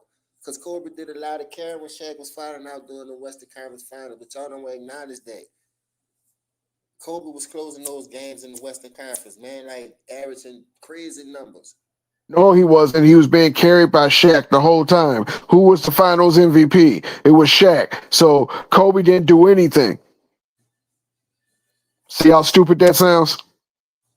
Yeah, it do sound stupid, but that still don't negate the fact that what the man was doing was averaging 1.5 or 1 point less than Shaq, but he was arriving. He was a second fiddle. He was being carried. Who averaging 1 point less than a nigga get carried? Well, I could give you this question. Who's averaging 30 getting carried? I just don't understand that shit, dog. And for Kobe to even want to be in that position to be like, you know what? I love Shaq like a brother. You think I love what we had going on, but I'm trying to build my own legacy. I'm trying to make a name for myself, and I can't seem to do that with the media keep pushing this narrative that I'm being carried or whatever. So the media know how to break up shit too, and that shit worked it. But what they fail to realize is y'all thought Kobe wasn't gonna go back and solidify his name as one of the greats in leading his own team, which he did that. He basically did that, bro. And when he lost to Boston in 2008, that dude could have easily like gave up, tuck his tail. But the nigga went back to 2 more and 1 back-to-back. Bruh, that back-to-back right there is better than that back-to-back in Miami. Because let it be known. All the super teams this nigga had, this nigga got 1 back-to-back. And if it wasn't for Ray Allen's shot, there would be no back-to-back in Miami. Yeah, remember, they was rolling the fucking trophy out. That shit would have never got down to that point when it was Bean, dog. I know this just because of his will and his work ethic. You know what I mean? That's why I tell you. These numbers can be like fooling you a lot. A whole lot. I don't give a fuck about you averaging 38, 8, and 8. You lost in 6, my nigga. That same team you was better than, that same team you had a better record than, the same team you was number 1 in that conference over. Kobe beat them bitches in 5 and made it look easy. But you know what they don't tell you about that 38, 8, and 8? That shit was crazy. No, Hedo Turkoglu was cooking the shit out of LeBron, and that's his matchup. Not because he has 38, 8, and 8. They feel like they was cooking each other. But let me tell you something, bro. Ain't no nigga. I watched Hedo Turkoglu in Sacramento. That was my team. Nice sided player. But he really opened his game up when he went to Orlando. Absolutely. They gave him more leeway. Now, that Hedo Turkoglu, we beat the Lakers. We was holding that nigga back. I don't think Rick Adelman is a great coach like that, but he went to the championship a couple of years with Portland, lost. You know, he went to the Western Conference Finals a couple of years with Sacramento, couldn't get over the hump. He a good coach in that aspect to get you a chance to get there to win. But remember, he was Houston's coach with Tracy McGrady and the Yao Ming before before. I forgot he went to Houston too. Yeah. So, you know, he's a solid coach, but the be like put up there with the Leonard Wilkins and the Larry Browns and the Phil Jackson and Pat Ryan. Nah, I wouldn't say that. But he should have had at least 2-3 rings. But to me, he beat himself. Now I understand you went against Georgia, you went against the Bad Boys, but even when you revamp Sacramento, I think if they call that game For right, sure, Rick Adelman should at least had the 2002 ring because the Western Conference Finals was the NBA Finals that year. hey, I said that, but that's water under the bridge now, so we can't do nothing about it. I ain't gonna lie to you, we can't do nothing about it. It ain't like they could take it back and bring it back and say, look, all right, this the champions because we know what it is now. I always felt like we had them niggas beat, but then that's another way I felt like the games was always rigged too. That was, bruh, that now we missed a lot of free throws, but still in all, bruh, some people when the referees and you know the referees doing shit like that, that'll take you out your game. How can you beat them in a referee? That's where you got to be like strong minded. There's not that many people in this world that can be strong minded and fight through shit like that, knowing you know what you know and you seeing what you seeing in the game. So that shit would be like, man, fucked up. Like, so now you jagging up shots, you know the one jag up, you're not concentrating on your free throws, you missing them, you breaking them, and you feel like you ain't got a chance to win this shit anyway. That's why I always felt like sports was rigged. But now that the shit coming out, look at the Kawhi shit. Come on, man. You can't sit here and tell me that some of these games you be seeing. And I be like, man, that team was supposed to win, but how the fuck that happened? Now they saying it's all in college. Now they saying it's all in the NFL. But I bet knew it was in the NFL though. But at the end of the day, we still promote the shit. If we know what we know. So that's like a nigga saying, man, this crack here bad for you. Man, fuck that, man. Just give me I'm gonna get high. That's the only high that get me a high, so I'm gonna smoke it anyway. Well, shit, you don't need that shit, dog. It's time for you to stop getting high. If you gotta go to something that you know gonna keep you on your ass and ain't gonna put no get up in your fucking system. So you gonna keep smoking this shit? No, I ain't doing it. I'm about to stop. If weed can't do it, if liquor ain't getting me no buzz, I don't need that shit no more. I done did it enough. Maybe my immune system telling me it's time to graduate and become something else. It's more to than smoking and drinking all the time. And I know some people got that shit like they just need that shit like it's a habit to the point where so they can't wait to get off. They all at work taking breaks, leaving people in the restaurant on job, going hit the weed in the car, coming back. Like I've seen all kind of shit. So my only point is like you got bad product, bro. You got to get off it. You keep promoting this bad product. Bad product. It's bad for your system. It's bad for people. And the people that do love the game, when they catch on and start calling that shit out, look at the ratings, Steve. The ratings been at an all-time low for how many years now? Now, 15, 16 years. basketball and football is one of the most intriguing sports in this world that people watch more than anything, probably. You know, soccer got their fans, but I'm talking about the number one and number two sports to me in the world is football and basketball. You go basketball, football. Then, even though baseball was one of the highest played, and soccer do their thing over there with the crowd they have, people both be more in tune with football and basketball more than any other sport. That's just being honest. So, if your two products got all these acquisitions and allegations, and then you could see it in the game, like the year that the Rams won the Super Bowl, I went to the Super Bowl with Jared Goff, bruh. That was a pass interference on that Saints wide receiver. Absolutely. How the fuck you don't call that shit? That shit was broad daylight, dog. Because there was a better chance for the Saints to beat that version of the Patriots than the Rams to beat that version of the Patriots. And they wanted the rematch now that the team was in LA. That's what it was all about. Yeah, it's all about money. It's all about storylines and narratives. They told people that. I don't give a fuck. How they gonna get? They got all these years of the Super Bowl, never having the host team be the one to make it to the Super Bowl. Tom Brady does it one year, win. The Rams do it the next year, win, and it hasn't happened since. Storylines, narratives and storylines being driven. And I that's one thing I don't like about the game no more. And the shit being broad daylight. So I'm like one of these niggas. Like, why would I miss going to work making me some money and watch a nigga that cost me some money? Because I done bet on this team to win because I know the fix is in. Now all of a sudden they can't win.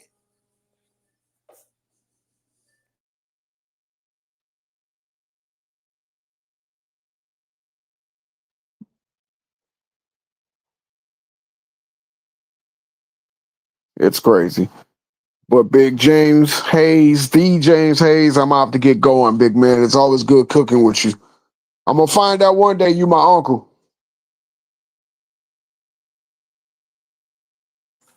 It was nice cooking with you too, Martin. I'm about to put this phone on the charger. Ticket say he coming back, so I see they got that Golden State and Heat game on. Might catch a couple of them games right quick, so I can have something to break down. Just go switch from team to team.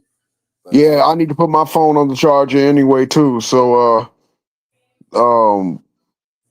I can get back in here and cook when it's ready. But yeah, shout out to everybody in the chat. That means you too, Tyson. Love you, man. Just had yeah. to bitch at you a little bit. But Salute. All we'll cook again, bro. right, see you next time, baby.